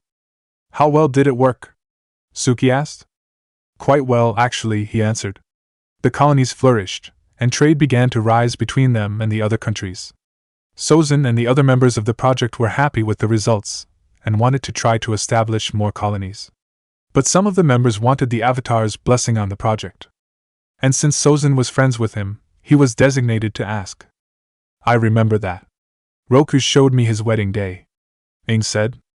What you saw and what actually occurred were completely different. What's on your mind? Roku asked Sozin as they walked away from the wedding banquet. He had just gotten married and was still having a hard time believing he had just married the girl he'd been in love with since childhood. Roku, there is something that's been going on for a couple of years now, Sozin said with complete seriousness. Sozin, it's my wedding. Please, let's put all affairs of state off until tomorrow, the Avatar urged his friend. I know it's your wedding, but please hear me out. Okay. What's on your mind? In the past couple of years, I have been a part of a group that created an experiment regarding the countries, the Fire Lord explained. We've created a series of colonies that welcome all 4 nationalities. What? He asked, shocked to hear this. They've been doing more successful than we originally thought. We want to build more colonies to get more data, and some of the members think it would be best to have your blessing before we continue. His shock vanished, replaced by fury. No! You do not have my blessing! He shouted. As a matter of fact, I want those other colonies gone. What? But why? Sozin asked him, completely stunned by what he was hearing. He would have thought his friend would agree and support the experiment. The 4 countries are supposed to be just that 4. Roku, please consider the possibilities. There are no possibilities. I want those colonies gone. He walked away from his friend. The conversation was over and done with, to him. So did he? Sokka asked as the fire died down again. After informing the other members of what Roku told them, it was put to a vote. The majority voted to keep the colonies. However, a compromise was also made. All but 3 of the colonies were to be shut down. The process was slow. They knew that if they rushed it, it would have probably damaged the economy, Sud told him. I take it the 3 colonies that were to be left alone were Yudao, Kozan, and Akawan? Zuko asked. Yes, they were. And the day Roku found out about the colonies? Aang asked. Again, that day went differently than what Roku showed you. I have seen the colonies, Sozin, Roku said as he stormed into the throne room, fury showing in every step he took. How dare you occupy Earth Kingdom territory? Roku, those colonies are for everyone from the 4 countries. The Fire Nation is not occupying the Earth Kingdom, Sozin told him from where he sat on the throne, above the Avatar. In fact, some of the Earth Kingdom citizens there are thankful for being allowed to move into the colonies after the dreadful reign of Earth King Jialuen. Then why did I see a Fire Nation flag hanging from the walls over an insignia of the Earth Kingdom? It was a day of celebration. Don't you remember? They were celebrating the day of my coronation. I don't want to hear excuses, Roku roared. I ordered those colonies to be gone. That is not your decision, Roku.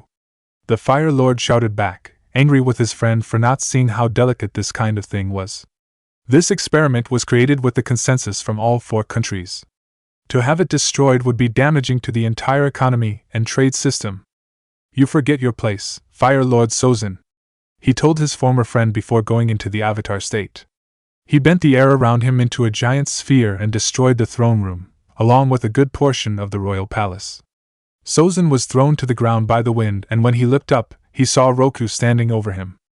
I will spare you, Sozin, in the name of our past friendship. But I warn you, even a single step out of line will result in your permanent end, he threatened. Then allow me to give you a warning, Satsuki said from behind the Avatar, holding a kunai to his throat and her Sharingan in full effect.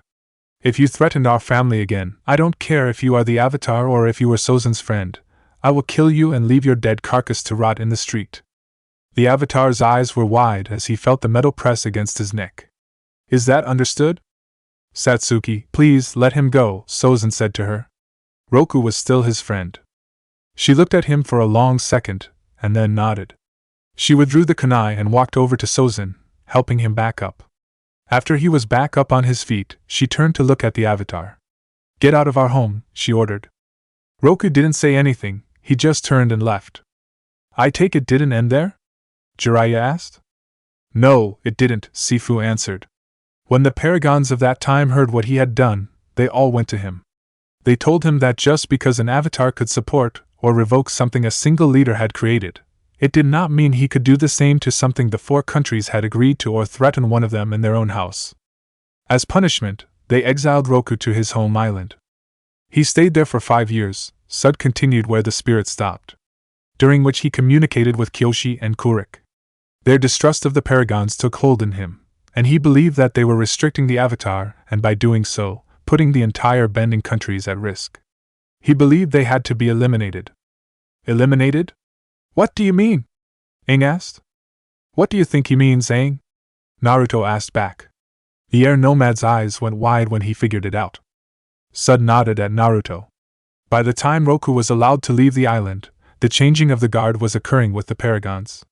Apprentices were taking on the mantle of paragons and their teachers retired. Roku used that to his advantage. He turned the public opinion against them by saying they were young and prone to being led away from the right path. And then there was Zay-san. Who was this Zay-san? Jiraiya asked. Azula grimaced. She was our non-bender great-grand-aunt that casted herself out of the nobility. As she could not bend, she was not eligible to rule the Fire Nation.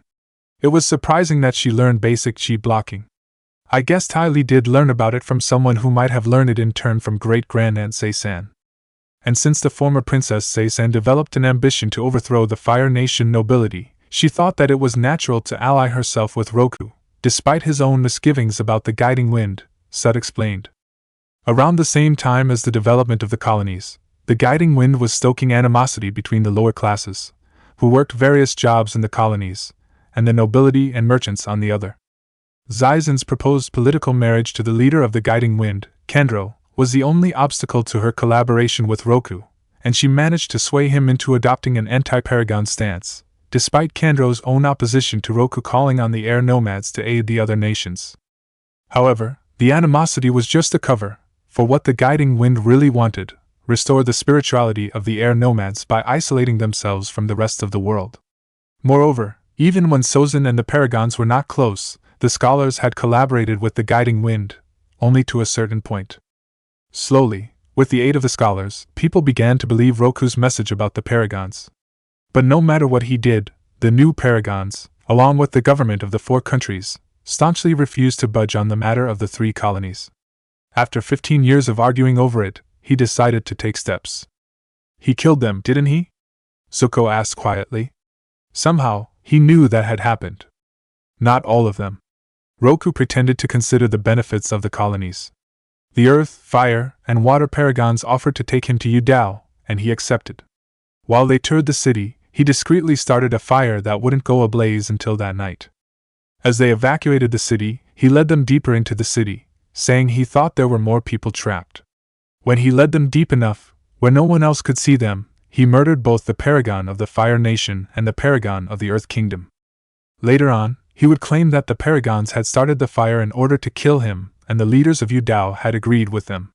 It was then that people began to see the colonies in a negative light. What happened to the water paragon? Katara asked, concerned. She ran. And as the sole witness to what Roku had done, she knew that he would try to hunt her down. So, after she sent word the air paragon to keep away from him, she went into hiding, inside the Fire Nation. Why would she do that? Azula asked. Wouldn't it have been easier to hide in the northern or southern water tribe? He shook his head. No, she knew that was where he would look first. She also figured that he'd never suspect that she hid in his own country. It worked. We came by the place where she was hiding, Sokka said. We did? Where was that? Toph asked. She would have thought they would remember doing that, and yet, nothing came to mind that showed her they went anywhere near the water paragon's hiding place. It was the river town, he told her. She was the painted lady.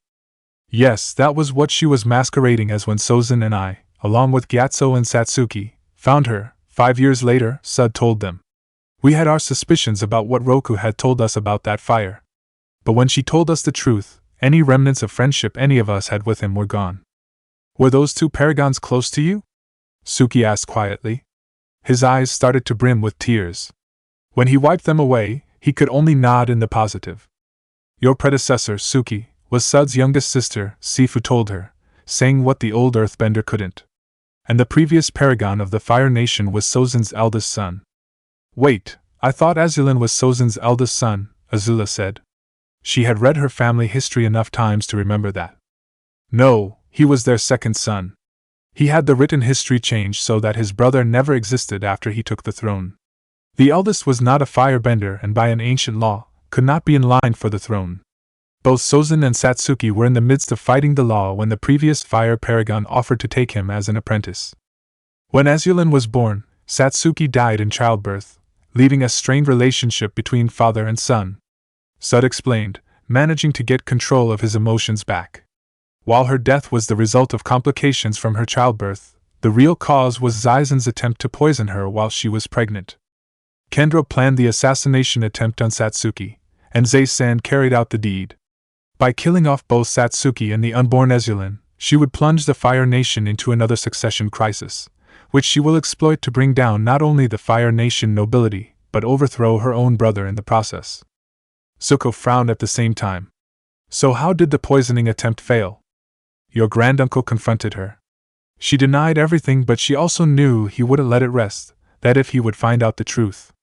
So she had to get rid of him. The first thing she did was kill Kendro and frame the paragons for it. Sud waited until the gasps died. Then she approached Roku with what she claimed to be the truth. That was all Roku needed. He used the death of Kendro as proof that the paragons are becoming loose cannons that couldn't be trusted.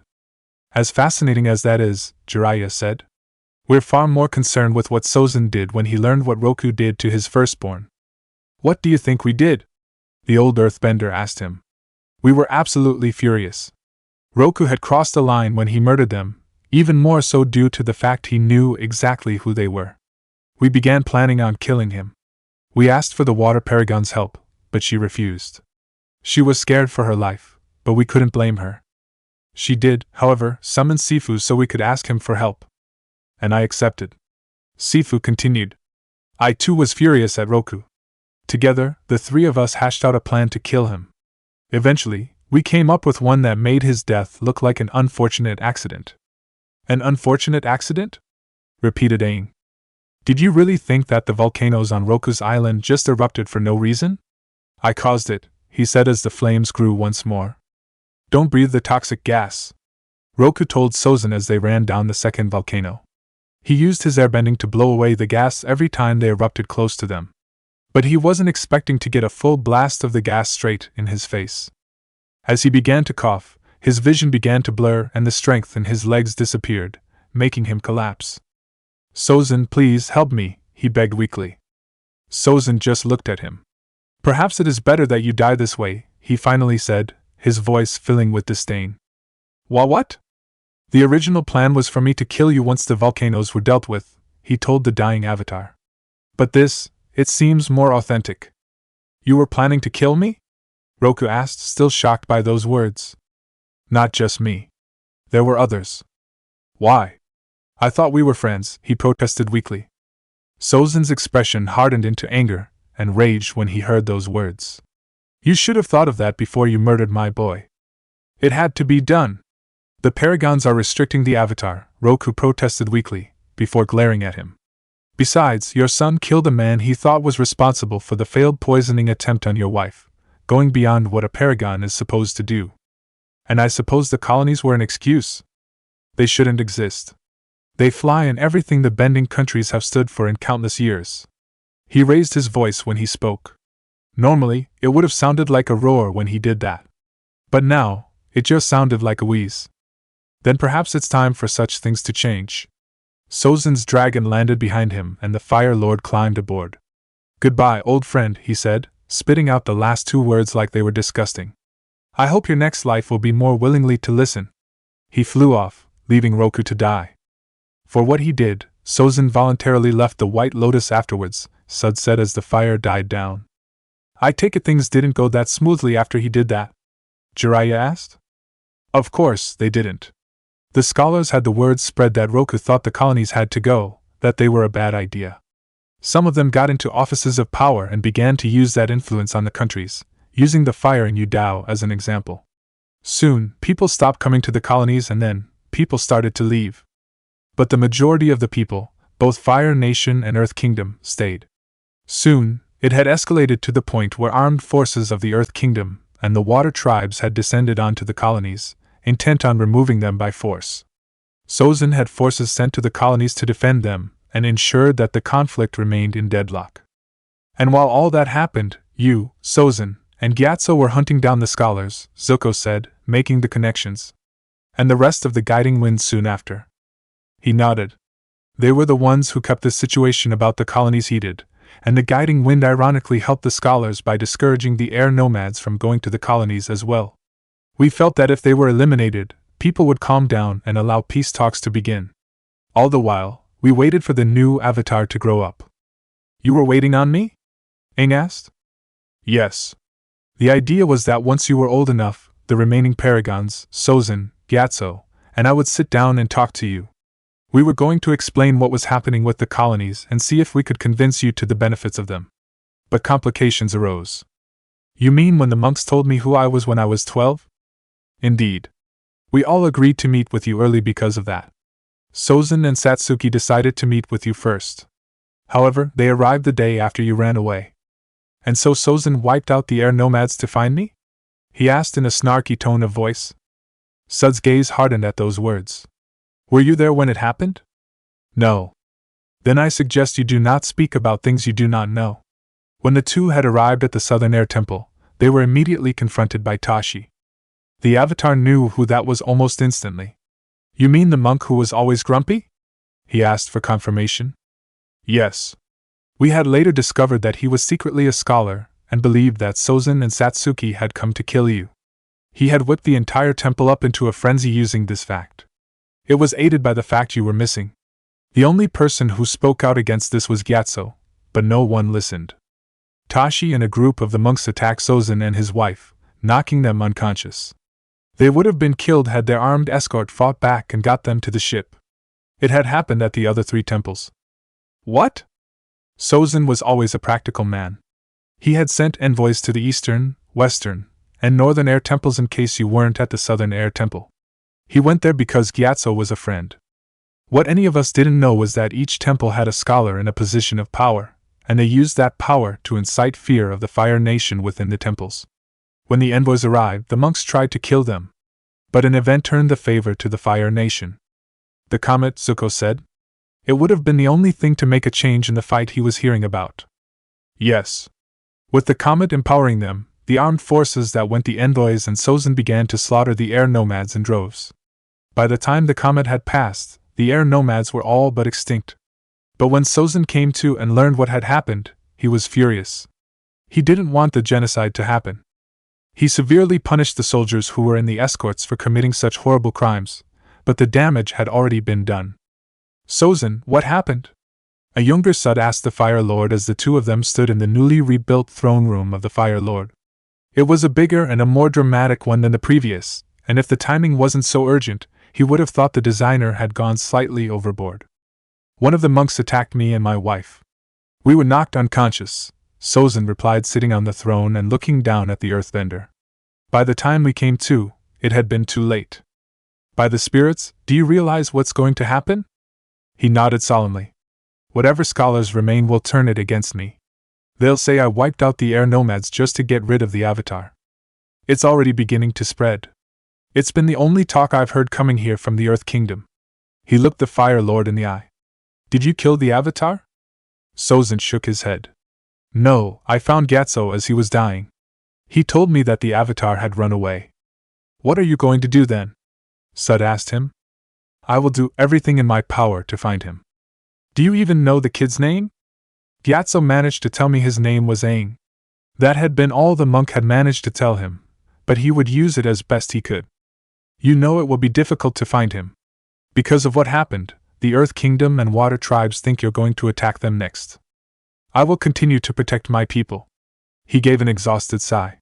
You know, Sud, this was all so simple once. We were on our way to unifying the countries, then Roku told us no, and we ignored him. So he killed our family, and we murdered him in response. Now, the rest of the countries think the Fire Nation wants to create an empire. What will you do? The Earthbender asked him. Whatever it takes to protect my people, he answered shortly. And if that means attacking the Water Tribes or the Earth Kingdom, then so be it. They fell silent as what Sozin said filled the room. This will probably be the last time we see each other, won't it? Sud asked. It is most likely, Sozin agreed quietly. I'm sorry it had to come to this. So am I. He turned around and walked out of the room. Goodbye, Sozin. Goodbye, Sud. I hope we meet in better times. I never saw Sozin after that day, Sud told them as the fire died down.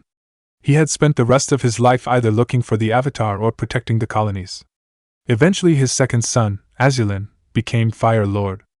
He was the one who actually believed it was the Fire Nation's destiny to rule over the rest of the bending countries and began to actively attack the Earth Kingdom and Water Tribes. And so you know how the war really started, Sifu said. The question now, Avatar, is what will you do? What do you mean, what will I do? Aang asked, still a little stunned at all the things he had just learned. Sud has held his silence about the truth for a century so he could tell you it. Will you let the history known by people today continue to flourish? Or will you let the truth be heard and denounce your past life in the process? I don't know, he admitted. I need to think it over. When you say that, Aang, do you mean meditate and ask Roku if it's true? Sokka asked. No. I need to think over by myself. The 100 Years' Wars was caused by mistrust of the colonies. Now the same scenario is happening again. I need to think about it. Very well, I'll let all of you go now, Sud said. They stood up and bowed to him. Goodbye, Sud. I hope we meet again, the Avatar told him. He was genuinely glad to have such a moment, even if it had come with life-changing news. You probably won't, he said as he watched them leave the room. Are you satisfied now? Sifu asked him once the two of them were alone in the room. Yes, I am. The Avatar finally knows what the truth is. Maybe now, things will turn out different.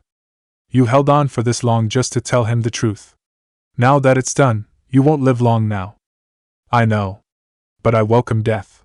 It'll give me a chance to see my friends again. The spirit shook his head in amusement. After living for a century, I guess you'd want that. He stepped back into the corner and began to disappear. Goodbye, Sud.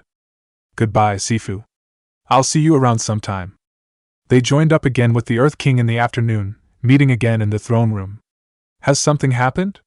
Kay asked as they gathered around. To him, it looked like they had gotten little to no sleep. Our apologies, Your Majesty, Zuko said. But last night, we had learned how the war actually started and it concerns the colonies. Right now, we're in the same situation and we have spent the night thinking about over this. He remembered the previous night and morning. Some of them tried to go to sleep, but most just stayed up and thought things over. In the morning, they all joined at the Jasmine Dragon and sat in silence over tea. What have you decided? We haven't, Aang said. I don't know what to think. I know that most of the colonies have been there for a long time, but there's another piece of me that still believes that they should be gone. You still believe that? After what we were told last night? Asked Azula, getting angry over the fact that the Avatar hadn't changed his mind. If I may say something, Naruto spoke up, cutting off the fight that was about to begin. I think I have a solution. What would that be, Lord Naruto? Kay asked him, curiosity filling his voice and eyes. He walked over to the map that hung beside the throne. It seemed to me that it was either one of two choices.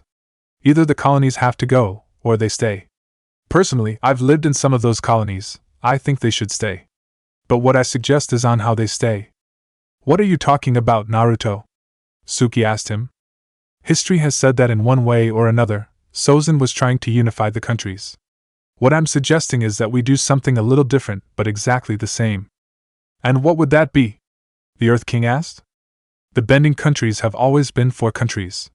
So what we do is simple. We create a 5th country, the blonde declared, facing them all. The others just stared at him in surprise. Simplistic, idealistic, and potentially problematic, Jiraiya said before sporting a big grin. I like it. But where would the borders be? Katara asked.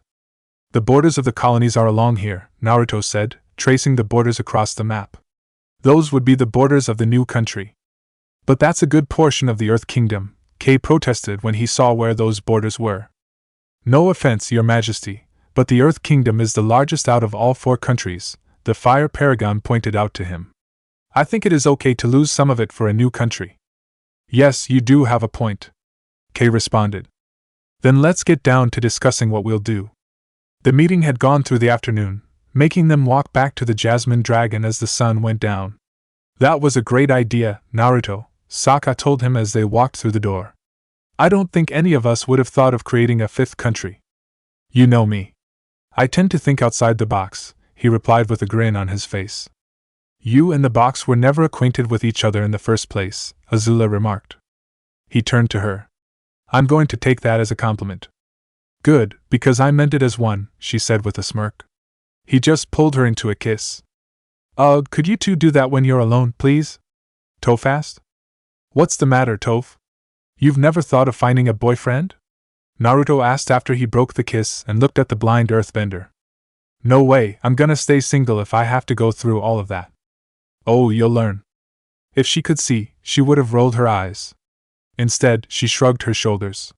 Whatever. By the way, Aang, Sokka asked, changing the subject. What are you going to do about your fan club? What do you mean?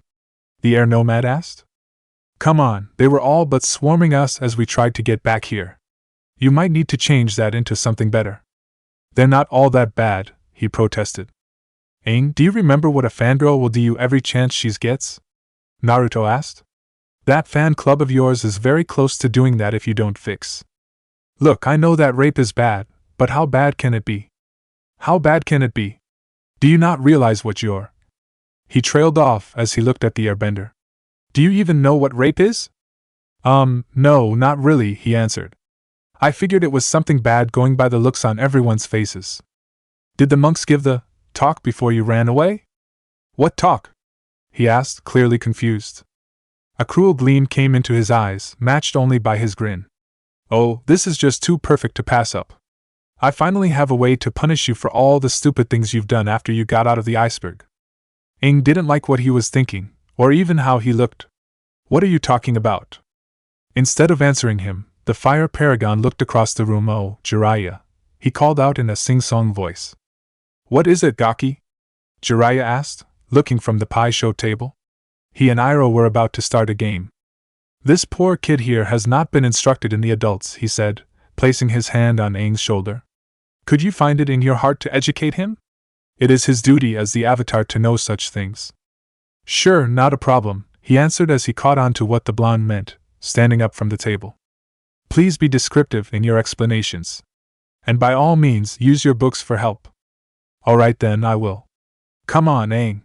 He motioned the Avatar to follow him as he walked towards the back. There was a room they could use for some privacy. Oh, okay, I'm coming, the air nomad said, going after him. Aang, I don't think you should go with him, Katara told him. She had a bad feeling about this. Relax, Katara, it's only a lesson, he told her with an easy grin.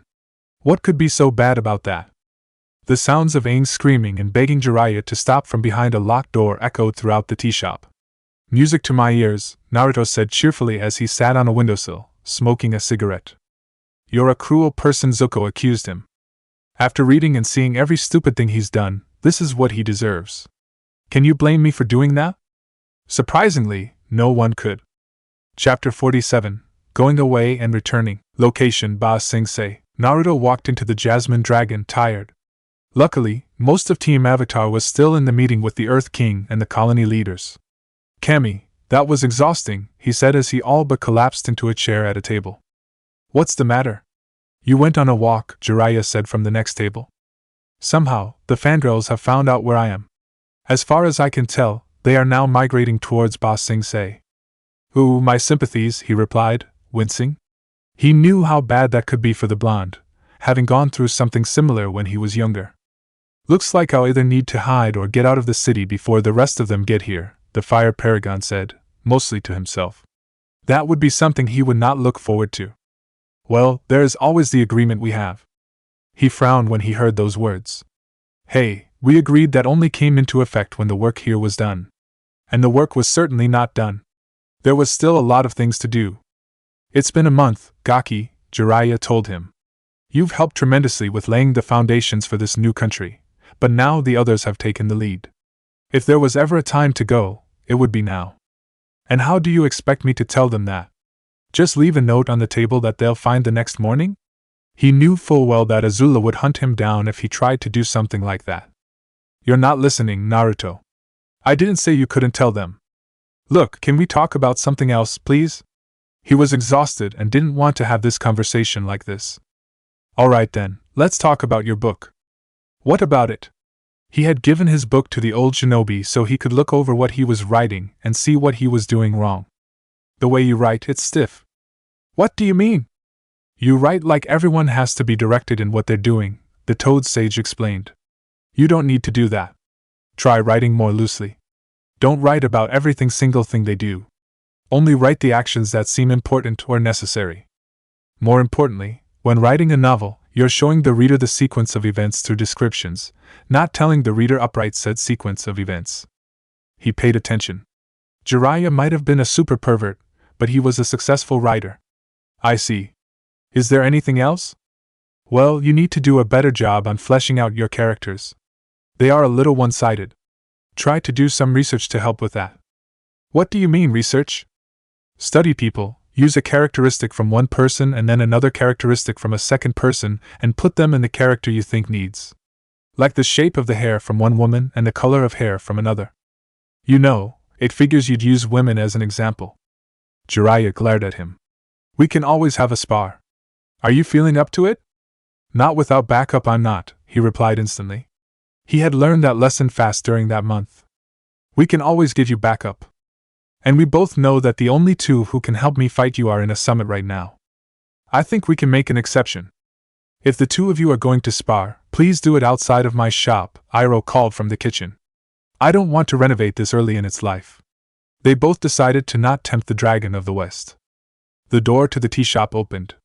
We're back. Aang called out as he and the rest of the team walked in. So we heard, Naruto replied, looking back at them. How did the summit go? Pretty well, actually, Sokka said as he sat down next to the blonde. That was smart of you to bring in people from the colonies, Naruto. Well, we are discussing their colonies, he said with a shrug. It's only fair they get a voice. But why didn't you join the summit? Katara asked him. He had brought in the colonists, and that was it. You guys have it under control. You really don't need me anymore. Don't sound like that, Naruto, Zuko told him. You're making it sound like we're getting rid of you once you've outlived your usefulness. Look, all I had given was the idea and where the borders should have been. The rest of you guys, as well as the Earth King and the colony leaders, can take care of it. So, what will you do? Again, he shrugged. Probably finish my book. That'll take some time, Jiraiya remarked. How would you know that? Toph asked him. I am an author, and his writing still needs a little work. Actually, it needs a lot of work. Alright, I get it, Naruto told him. I'll work on the thing. He was planning on doing it anyway, not just leave it alone because he didn't like it anymore. Good to know. Azula's eyes narrowed. Something was not being said. What's going on, Naruto? She asked. He looked at her. What do you mean? You're hiding something from us. She challenged him with her eyes to say otherwise. You know, there are days when I really hate the fact that you're quick on the draw, he said after a moment of silence. She pounced on his admission. Is this another one of your secrets? No, it was more like a deal. What happened? Sokka asked. You guys remember I told you that when we had just gotten into Konoha, Jiraiya and I made a deal? They nodded. Well, there was a little more to it. Flashback. How would you like the chance to kill Orochimaru? Jiraiya asked Naruto. He lifted his head up and looked him straight in the eye. Keep talking. It's very straightforward, the Toad Sage explained. The Chunin exams are going to start in a few days, and we have leaked information that you'll be joining. Orochimaru has probably sent in a team under false allegiances. If you join, your first task will be to identify this team. Once that happens, events will occur to make sure only your team and they reach the final exam. Once that is secured, on the day of the final exam, you will defeat them in a humiliating and possibly embarrassing way, forcing Orochimaru to show himself so he can fix his damaged ego. And then you'll kill him. Sounded simple enough, barring the execution part. But there had to be more to it. And what do I get out of this? The blonde asked. Once Orochimaru is dead, you and your group will be provided with a means of escape back to the Bending Countries. I will join your group so I can assist with the coming of Sozin's Comet and the aftermath. What's the catch? Why do you think there's a catch? Jiraiya asked back. There's always a catch. He chuckled with a proud smile. You catch on quick, don't ya, Gaki? What's the catch? He turned serious again. Once you're sure that the aftermath of the war is safely dealt with, you will be required to come back to Konoha and help us deal with the Akatsuki. That's fair enough.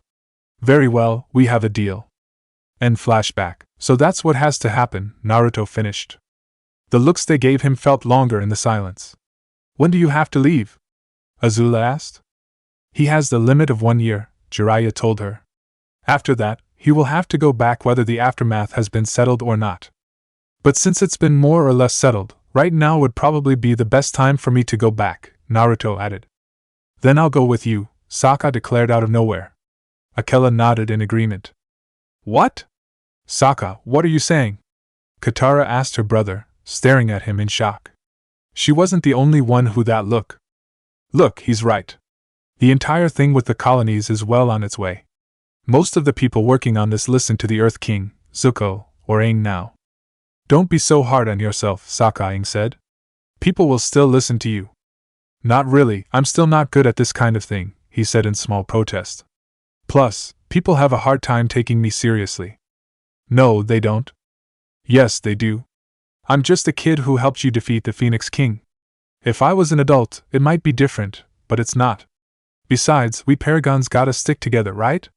He said with a goofy grin. Naruto nodded once in thanks at him. If that's true, then I'm coming too, Suki declared. There's no way I'm letting the two of you go alone. We'll all go, Aang said. No, Naruto said, cutting off anyone who was about to agree with him. You're staying here, along with Zuko and Katara. What? Just because everything is going well, does not mean you can leave. You and Zuko are two of the figureheads on this. If you leave, people will think you've abandoned the entire plan. But that's what they may think if you guys leave too. He shook his head. No, they won't. When people hear or think of this plan, they think of you, Zuko, the Earth King, or the colony leaders. Then why would Katara stay? Firstly, she'll help you prevent the fan club from turning into fangirls. Everyone shuddered at the thought as it was something they didn't want. Secondly, she and Toph will make sure you don't do anything stupid. Don't you have any trust in me? Aang asked with a small look of hurt. Very little, he answered bluntly. It'd be better if you didn't keep trying to do something stupid every 5 minutes. I am not that bad, the Avatar protested. So you admit to doing stupid things? As he tried to protest again, Toph interrupted. Don't worry about him, Naruto. Katara and I will keep an eye on him, she told the blonde. Good to know. So, when we do leave? Azula asked, looking at her boyfriend. I beg your pardon? He asked back, looking at her. Do you really think that I will let you go alone? I'm going, no arguments. He looked at her and smiled. I wouldn't have it any other way. Are you sure about this, Azula? Zuko asked her. What about Mai and Ty Lee? Ty Lee is still figuring out what a Kyoshi warrior is all about, she replied. And Mai would rather be at your side than mine nowadays. You don't need to worry, Zuko, Naruto told him. I'll keep her safe. You'd better. Otherwise, you will not enjoy the outcome. Great, now I've been threatened by your mother and your brother, he told Azula with an exasperated sigh. What can I say? They care. I've noticed. Everyone laughed at that. It gave them a sense of normalcy that they felt wasn't around. Ever since the war was over, they didn't go back to the old things, but instead broke new ground. They didn't know what normal felt like, except in these few moments. All right, people, that's enough, Jiraiya said. I'm sure everyone has eaten already, so let's all go to bed. Tomorrow, we will leave for Konoha. So soon? Asked Katara. Sooner is better than later when it comes to this kind of thing, he told her. He knew from experience. They could see his point. Aang's group said goodbye and left to go back to their house. Zuko, Iroh, and Jiraiya stayed up a little longer, playing Pi Show. Azula would join in every few games but was mostly content to watch. Naruto sat against the window, looking over what he had written so far and making changes to it. Eventually, they went to bed as well. While Zuko, Jiraiya, and Iroh went to their own rooms, Naruto and Azula shared a bed. They had been doing that since after the comet. They hadn't gone any further than that, partly because Naruto refused to take it further. We have plenty of time, he told her. We don't need to rush it. It was also because they didn't want to wake up the next morning and have Jiraiya grill them for details. As they lay in the bed, Azula tried to go to sleep, but she just couldn't. What's on your mind, Azula? Naruto asked, noticing that she hadn't fallen asleep. It's possible we'll die once when we go there, isn't it? She asked. It's been possible that we'll die ever since we got involved in the war, he replied. He didn't want to think about the number of times the Shinigami almost had him every time he went into combat. I know that, but it seemed to be something that never bothered me. I always thought I was unbeatable, but after what happened in Kozan and Ba Sing Se, I started to doubt that. If we're going there to fight against people, those two men from Kozan, we might die. Yeah, we might die. How can you be so casual about it? She asked, rolling over on top of him. Their legs intertwined as they looked into the other's eyes. I'm not casual about it, I'm scared, he told her, placing his hands on her shoulders. I've been scared every time I have gone into a fight or a battlefield. There was always the chance that I might have died on one of those fields, and that terrified me. But I knew that if I let my terror take control, I would end up dead. What are you saying? If you feel afraid, accept that fact. Don't deny it. If you're scared that you might die fighting against the Akatsuki, don't let it consume you. Turn it into incentive to win. I'm not afraid of dying, Naruto. She lowered her head until she rested her forehead against his. I'm scared of losing you. And I'm scared of you dying, he replied. I guess that's further incentive for me to win. She didn't reply. She just kissed him. It wasn't a hot or hungry kiss. It was a soft and tender one. He returned it. The two of them just enjoyed the moment. Her hands trailed downwards. He grabbed them when they tried to go past his waist. No, he told her. You keep saying that, and yet, I don't think he's completely complaining, she told him, moving her legs slightly and making him hiss in controlled frustration. Of course, he's not completely complaining, he growled slightly at her. I have a completely naked girl in my bed. Even if I don't do anything, it's enough to get him half awake.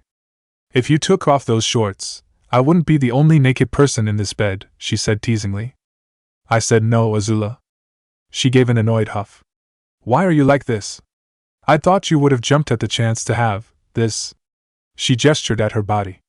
She knew what she had, and she knew he knew as well. What she didn't understand was why he didn't try to have her already. We don't have to do it right away. Personally, I would like to take you on a couple of dates that don't end in disaster before we go there. The night of Zuko's coronation, he had taken her out on another date. It had gone well, until a fangirl had spotted them. Within 5 minutes, every single fangirl of his had converged on the restaurant. They ended up fleeing from the rooftops, with her hanging onto his back, which she considered a perk. She laughed.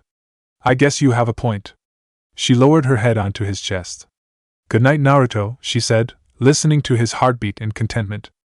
Good night, Azula, he said back, wrapping one hand around the small of her back and the back of her head. The next morning, Aang and the others had come back to the Jasmine Dragon. There, they all had a feast of a breakfast. Jokes were tossed around and a lot of laughing was happening. To the outsider, it looked like a happy breakfast for a group of friends. But those at the table knew differently. They knew it was possibly their last time of seeing each other, so they wanted to make it a good memory. Once they were all done, they walked outside of the tea shop. Everyone who was leaving had packed beforehand. Now family members were hugging each other goodbye. "You take care, Sokka," Katara told him as she hugged him tightly. "That I can do, Katara, providing I can be allowed to breathe," he replied. "Oh, right. Sorry." She let go of him, albeit reluctantly. She was scared and nervous, as there was a good chance that she would never see her brother again. "Don't worry," he told her, somehow seeing her fear. "Will be back. I'll see you around, Fire Lord Zuko," Azula told her brother, a slight teasing tone on the last 3 words. They were standing in their own little group, just slightly away from the others. "I'll hold you to that promise," he replied before turning his attention to her boyfriend, who was standing nearby. "Naruto." The blonde cut him off there. I know. Torture, pain, and suffering will occur if I let anything happen to her. No need worry, Zuko. It won't happen. Good. Because if it did, I know. You'll make me regret it, etc., etc. Are we ready? Jiraiya asked as he stood apart from them, the seal tag out and in his hand. As ready we'll be, I guess, Sokka said as he, Suki, Akela, Naruto, and Azula joined him. Well then, let's get. Hold on, Toph interrupted him, getting everyone's attention. We've got something coming straight towards us, something strong and fast. Where's it coming from? Aang asked as they stood ready to defend themselves. It's coming down that street. She pointed off to the side. Within a few seconds, a familiar creature came out of the corner and barreled down the street. It's a Snuffly Wuffly, Naruto declared as the creature stopped in front of them, skidding the last few inches. No, that's a Shirshu, Azula replied. Same difference. Naruto, stop insulting my Nyla, the Shirshu's passenger told him, sounding vaguely annoyed with what he said. Hey, you're the one who called him that, June, he replied, looking up at the familiar bounty hunter. What are you doing here, June? Zuko asked her, surprised to see her. I got into Ba Sing Se 2 days ago, she answered, hopping down from Nyla. Last night, I was told to come here. You were told to come here? You? Asked Sokka. Who tells you what to do? You should know who. No, I don't. They didn't have anyone in common, as far as he knew. June, are you saying you've never actually told them who you were? Naruto asked her, surprised. I was too busy trying to take him down, she said, looking straight at Aang. Whatever was in her voice or on her face, it disappeared when she looked at him. Why are you staring at me like that? He asked nervously. She didn't answer. You're still holding that grudge? Naruto asked her, having seen that expression before in one of their talks. Yes, I am. Why didn't you do anything about it the last time you met him? I was being professional. Now I am not. The silence that hung around them seemed to conflict with the sounds of the city all around them. Is there anything I can say that'll make you stop before you do something? He asked her. No. He sighed. Go ahead. Before Aang or anyone else could ask what the two of them were talking about, she walked up to the Avatar and slapped him across the face with one hand, then slugged him with the other. As he fell to the ground, everyone else, except for Naruto and Jiraiya, took fighting stances. What do you think you're doing? Katara demanded, water at the ready. I gave him what he deserved, she replied calmly. She was still angry, but she also felt a bit better now. I didn't do anything to you, Aang protested as he stood shakily back up. He had not been expecting that 1-2 combo. It's not what you did to me, but to my people. What? I didn't do anything to your people. She didn't want to hear that. He wasn't going to get off that easily. You abandoned them when you ran away, she shouted, her anger fueling the shout. June, stop and start from the beginning. You're confusing most of the people here, Naruto told her as he stepped in between her and Aang. Do you want me to do the introductions? He asked, seeing that she wouldn't be polite now, or at least her version of polite. If you'd please, she said with a controlled effort. He turned to the others. Guys, this is June, one of the best bounty hunters on this side of the planet, and also the paragon of the air nomads.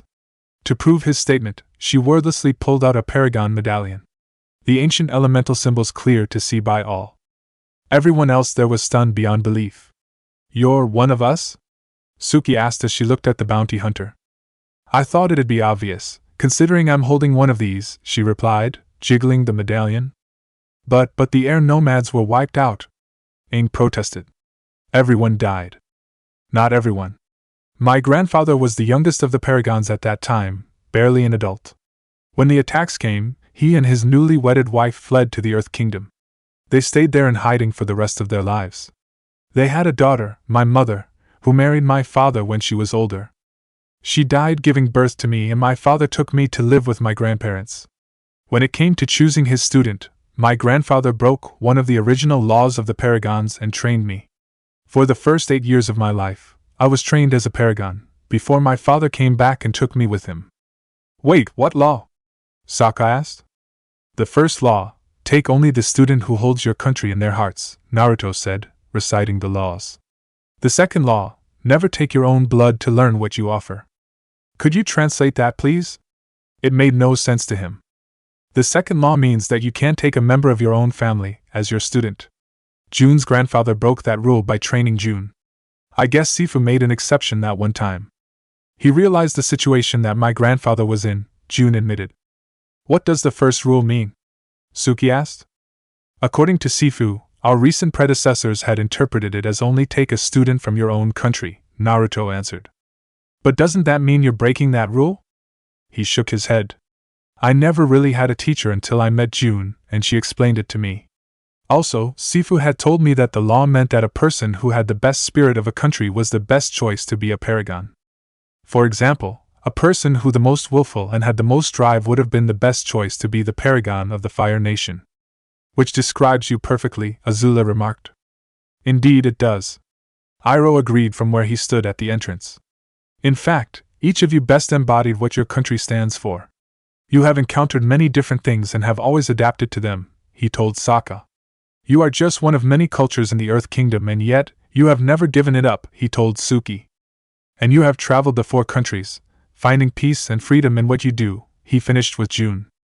Yeah, that's about right, she replied before turning to face Naruto. So why exactly am I going with you? Didn't Sifu tell you to? He asked back. He did, but I want a better reason than a spirit telling me I have to. She folded her arms and waited. A thought struck him. Well, the people we're going up against are high-ranking criminals that have big bounties on their heads. Go on. So if we bring them in, dead or alive depends on the criminal, you'll get the bounty, he explained. With the amount of money you'd get, you'd be set for life. That sounded good enough to her. All right then, I'm in. Is that all it took to convince you? The chance to cash in on bounties? Asked Katara, completely stunned by what she had just watched. I told you guys before, she's a businesswoman, Naruto replied. He turned to Jun with a stern warning. The high-ranking criminals with huge bounties might also be strong enough to kill you, so be careful when you're engaging them as well. Okay, now that we have one more person and animal joining us, let's go, Jiraiya announced pointedly. Aren't you supposed to be the patient one?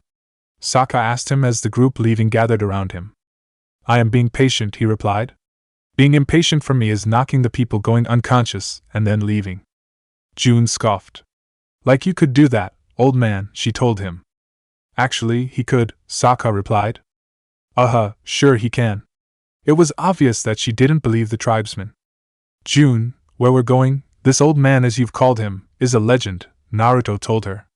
There's no doubt in my mind that he could beat both you and your Shirshu with ease. A little more respect wouldn't hurt. If you say so, but until I see it, I won't believe it, she said with a shrug. I'll take that. Now let's get a move on, Jiraiya told her. Naruto, make room for the Shirshu. Why do I have to move for him? I said so. Now do it. Fine, I'm doing it. He stepped over to the side and looked at Nyla. Well, come on, he told the Shirshu. It hissed at him as it padded up next to him. Yeah, well, I'm not a fan of the arrangements either. If the 2 of you are done, we're leaving now. The Toad Sage slapped the sealed tag onto the ground. The kanji on the tag glowed, and as the others watched on, the group surrounding Jiraiya were engulfed in smoke. When the smoke cleared, they were gone. Location, Konoha. Tsunade was working in her office, looking over some of the paperwork on her desk. Cammy, I need a distraction, right? She thought. That was when the door to her office opened and Jiraiya walked in, along with Naruto, Azula, Suki, Sokka, and a girl she didn't recognize. "We're back," Jiraiya announced. "So you are." "Good timing," she told them before double-checking the number of people in front of her. "Where are the others?" "There are certain events going on that prevent them from joining us," Naruto stated. "We're all you have." "Who is she?" she asked, pointing at June. "She's one of us." He put his medallion to emphasize his point. "She's also a bounty hunter, so she's here for the cash." "I see. Now then, we have a few conditions," he interrupted her. She was willing to listen. "Let's hear them." "First, we are our own team. There'll be no breaking us up to work with other teams. Second, we answer only to you or the fucking sadist here." He pointed to Jiraiya. "Anybody else tries to order us to do something without either of your authorization, we will not do it. Third, we are here to deal with the Akatsuki and only the Akatsuki. You give us any missions that aren't related to them, we're gone." She shared a brief look with her former teammate before looking back at the rest of them. "I have no problems with those conditions. Are there any else?" "Just one. I am not living in that building," Naruto stated. "Excuse me?" "You know damn well what I'm talking about. You're planning to put me back in that building with the rest of the Konoha 11. It's not happening, got it? And where you live if not there?" she asked him. "Right now, very few places will allow you to live there, even if you killed Orochimaru." He scoffed. "Why am I not surprised? The village was still the same even after he had killed that snake bastard." "There is always his parents' house," Jiraiya suggested. "It just needs a good cleaning and he'll be fine." "If it'll help, Suki and I can take his apartment," Sokka offered. "Ino and Hinata showed me Naruto's place once," Suki told the Hokage. "It looks big enough for 2 people. Also, Akela can stay down in the common area." Akela nodded in agreement. "Fine, you two and the wolf can live there," Tsunade said with a small amount of annoyance. She looked over at June. "What about her?" "I'll just find a tavern or a bar," the bounty hunter replied with a shrug. "Actually, try camping, June," Naruto told her. "Unless we're told otherwise, you need to stay sober." "You know I rarely drink, Naruto." "All the same, please camp. Nyla would probably enjoy the wild and the new scents." "Did you suggest I do something nice to my Shirsha?" she asked him after a few moments of silence. "Would you rather I go to the window and shout insults down at him?" he asked. "I can do that." "No, I'm just surprised. Hey, I might think that your Shirshu is one ugly creature and I know the two of us don't get along, but that's about it." "If the two of you are done," Tsunade asked pointedly, "I'll give you the day to settle in. Tomorrow, your team begins. Now scram." "You heard her, people," Jiraiya said as they started to leave the room. "Naruto, wait." He turned back around when he heard the Hokage's voice and immediately grabbed the bag flying at him. "What is that?"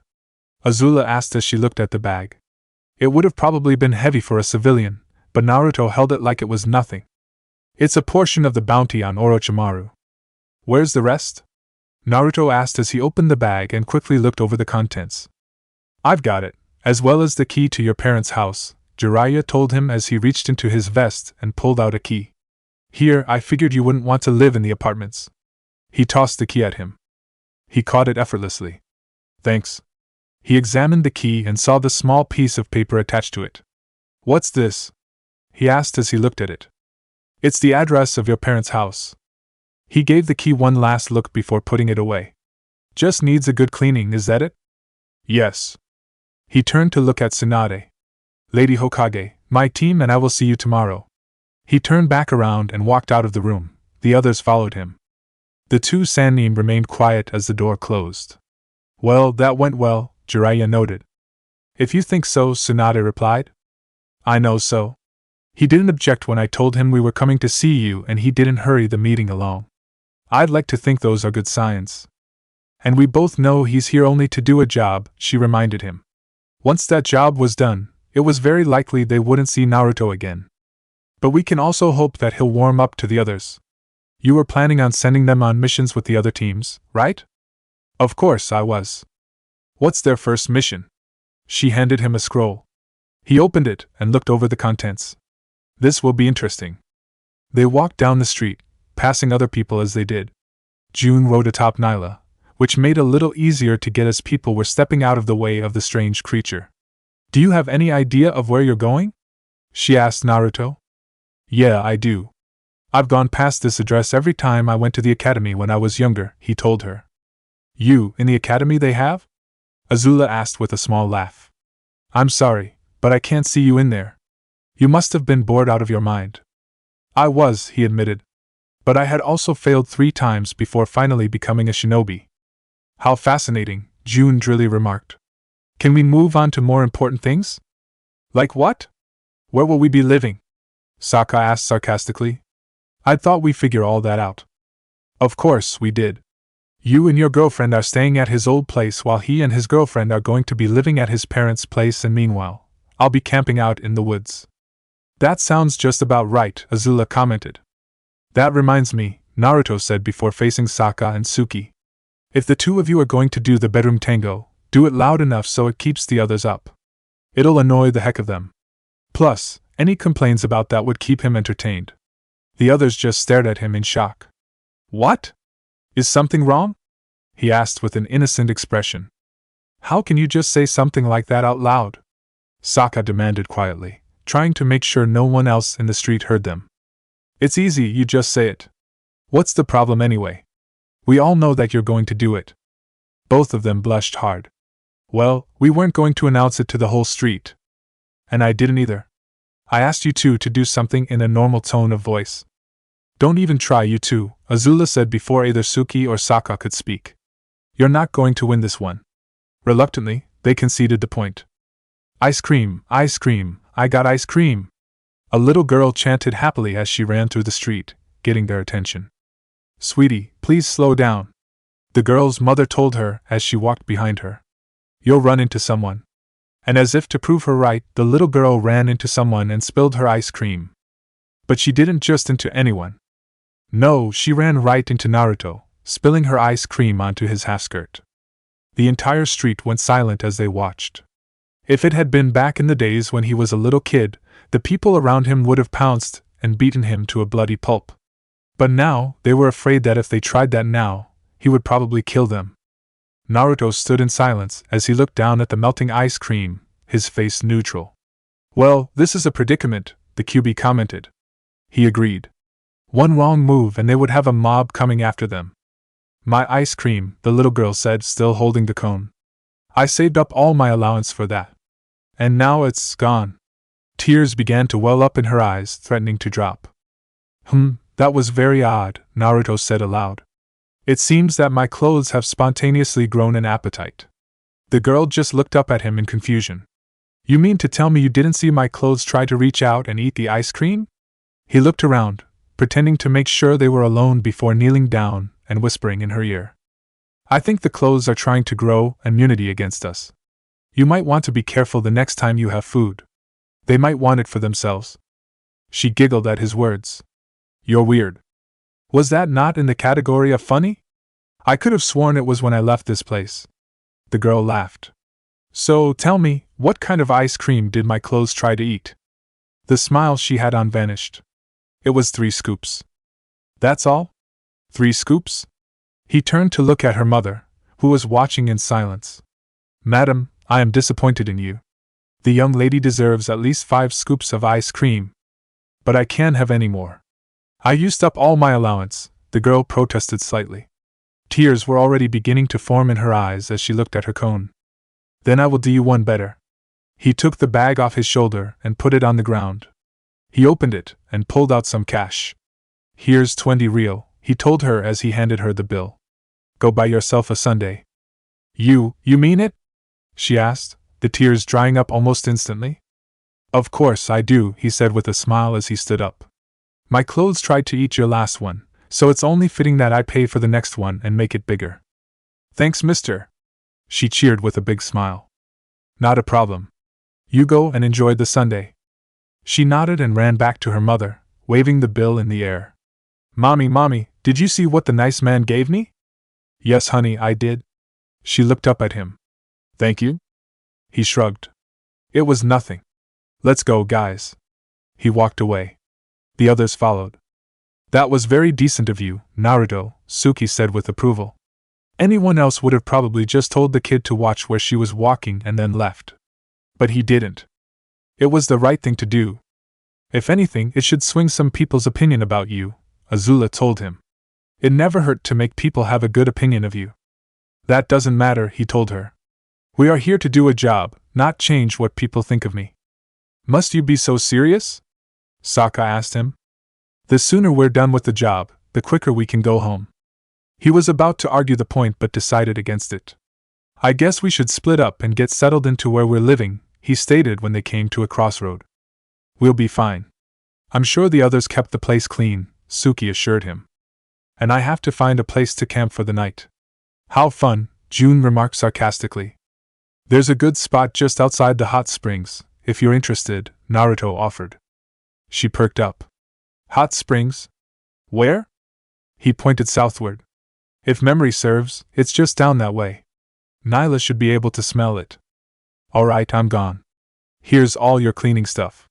She pulled the bags holding the cleaning supplies and dropped them on the ground. She urged Nyla on and the Shersha took off. Try not to hit the pedestrians, he called out after her. He wasn't sure if she had heard him or not. The others just watched as their teammates speed away. What was that all about? Azula asked the blonde, looking back at him. June is a connoisseur of hot springs, he explained as he picked up the bags. There's not a hot spring in the Earth Kingdom that she doesn't know about. Do you two want us help you clean up the house? Suki asked. Do either of you actually like cleaning up? I know I don't. But I'll do it if it's necessary, Sokka told him. It was called being helpful to your friends, something everyone from the water tribes knew. If you don't want to, then don't. It's more for him, Azula said, pointing at Naruto. Wait, you enjoy cleaning? He asked the blonde. I like to think of it as a form of meditation. It's kinda soothing, if you begin to enjoy it. It helped him take his mind of things that bothered him. You're weird, the tribesman declared. We've already established that. The two of you had better get going. Odds are the others are waiting to surprise me with a party. You love disappointing them, don't you? Suki asked. His grin was answer enough. Then we better get through the entire disappointing part. We'll see you guys tomorrow. Both she and Sokka walked off, Akela trailing behind them. They stood briefly in silence as they watched the three disappear into the crowd. You ready to go? Azula asked Naruto. I might as well be. They walked in a different direction than the others. It didn't take them long to find the place. Azula had to double-check the address before she was sure they had it right. Why would they have the house up in a tree? She asked as she looked up at the house sitting at the top of the tree. She didn't know how they did it, but she was wondering why, not how at the moment. Naruto shrugged. They wanted privacy? They would have been better off living in the forest. There was a lot more privacy there. Well, it's our place now. He walked up the stairs and she followed. He dropped the bags and pulled out the key. The door unlocked easily enough and opened just as well, letting them see the first view of the inside part of the house. The place looked dusty, very dusty. They could see clumps of dust gathering in the corners. It's probably a good thing we got a lot of cleaning supplies, he commented. Azula couldn't take her eyes off the clumps. Were they growing in front of her? I don't think we have enough cleaning supplies. Sure we do. We just need to apply a good amount of elbow grease. And how exactly are we going to do that? He crossed his fingers into a hand seal. Tajukage Bunshin no Jutsu. A vast cloud of smoke consumed them. When it cleared, the surrounding tree branches were covered in Naruto clones. She looked around at all the clones. Ah, that's how. Alright guys, we've got a house that needs a very good cleaning, Naruto told his clones. Let's get to it. Yes, sir. The clones chorused before charging into the house. It soon became very nosy as they tried to eliminate every single speck of dust in the house. If someone were to pass by, it would have sounded like a war was going on. As they watched what was going on from outside, Naruto turned to Azula. Are you going to help, or are you going to stay out here? Are you sure I'm not going to get crushed in there? She asked back. He gave her a look. Azula, they're me. Why would we try and crush our girlfriend? I didn't say anything about try. Come on, you'll be fine. He took her by the hand and led her inside. True to form, the clones didn't try to crush her. They tried to be careful around her. That was a little difficult, considering the fact they were essentially purging the house, but they did their best. One thing that did surprise Azula was the furniture. I didn't think this stuff would last this long, Azula remarked as she looked at one of the newly cleaned couches. Now that it was free of dust and other whatnot, the couch showed off its dark blue coloring. Say what you will about the lifestyle, but shinobi build to last. Have you seen the village? The original Naruto asked as he directed the clones, standing amongst them like a composer directing music. No need to sound like a smartass. Just telling the truth, that's all. He turned to one of the clones. How are those deadbolt lock coming? We'll have them installed on the bathroom door within a half hour, the clone answered before walking away. Why are you installing deadbolt locks on the bathroom door? Azula asked the original. So I can feel safe as I take a bath or a shower. Or, at the very least, so I can have a few seconds to jump out of the window. Please remember, if a fandral can't break a lock open, they'll break the door open. He had a few experiences with that, and he didn't want to have them again. Naruto, you don't have any fandrails here, she reminded him with a pointed expression. They're all over in the bending countries. It never hurts to be safe, he replied. Besides, you would not believe how fast a fandrail club can be created around here and how long it lasts. Her eyebrow rose with a question. Are you speaking from experience? Oh Kami, no. I just knew someone who did have a club. Hey boss, one of the clones called out. We're moving the baby stuff out of that one room. You got any idea about what we should do with it? Just put it all in a scroll, I'll see if I can find someone who'll buy it. Alright, by the way, we found a safe in that room as well. I'll take a look at it later. The clone nodded and walked away, mostly to do as he was instructed. Baby stuff? Repeated Azula. Yeah, odds are that would have been my room, if things had gone differently, he replied quietly, looking at where that clone was going. Are you okay? Of course I am. I'm not a baby, so I don't need that stuff. If you're sure, I won't press it. She didn't exactly have a stellar family life, so she couldn't argue with him about it. The day continued as they waged war on the dirty house. Clones would leave to throw things away or to buy new things with the money they had. By the time the sun began to set, they were done. The house looked like it was freshly built, minus all the smells that went with a new house. Once he was sure everything was done, Naruto began to dismiss the clone in groups.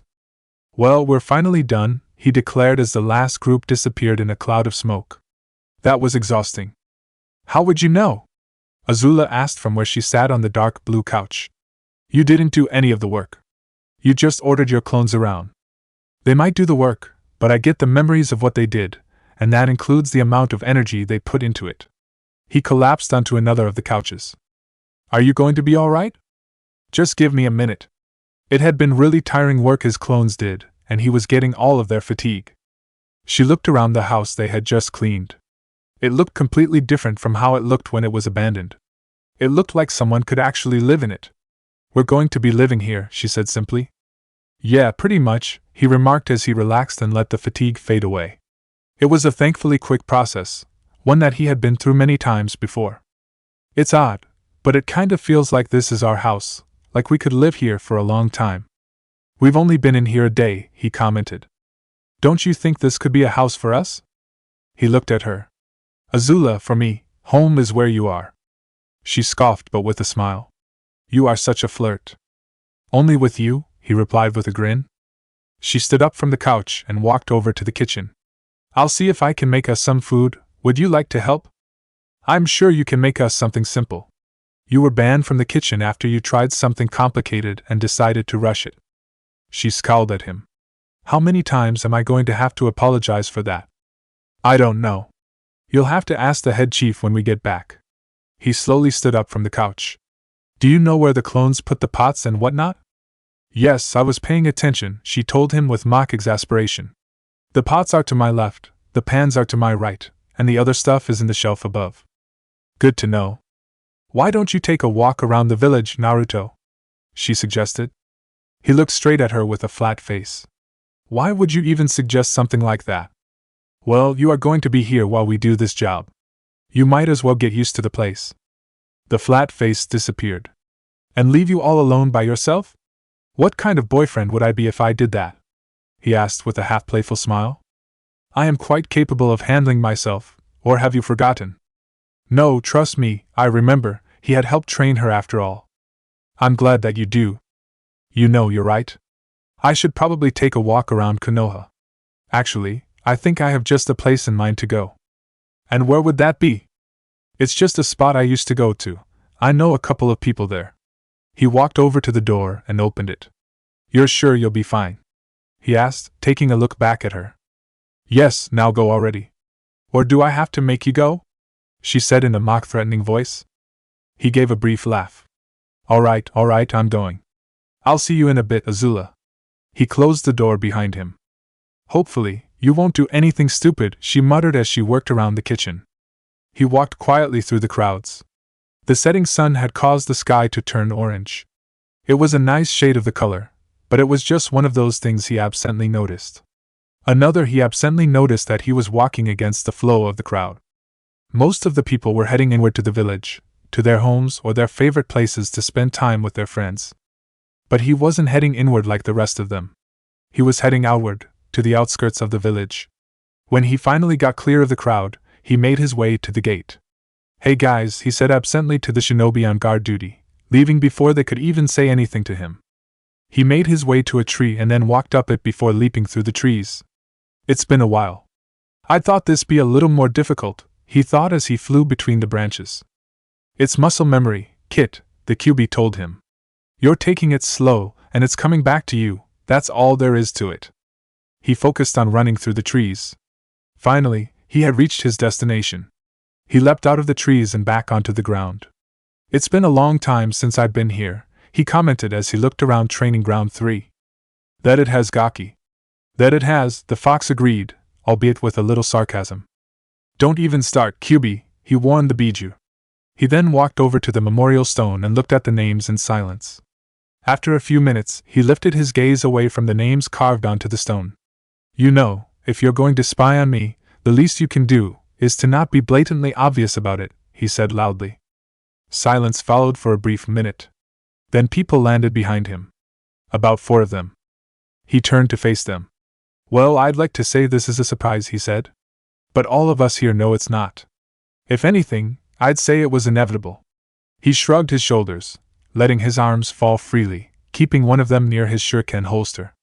So, what in the name of Kami do the 4 of you want? He didn't know who the 4th person was, but he knew the other 3 all too well, and that made whoever the 4th person was irrelevant. It was his old team. Team Kakashi.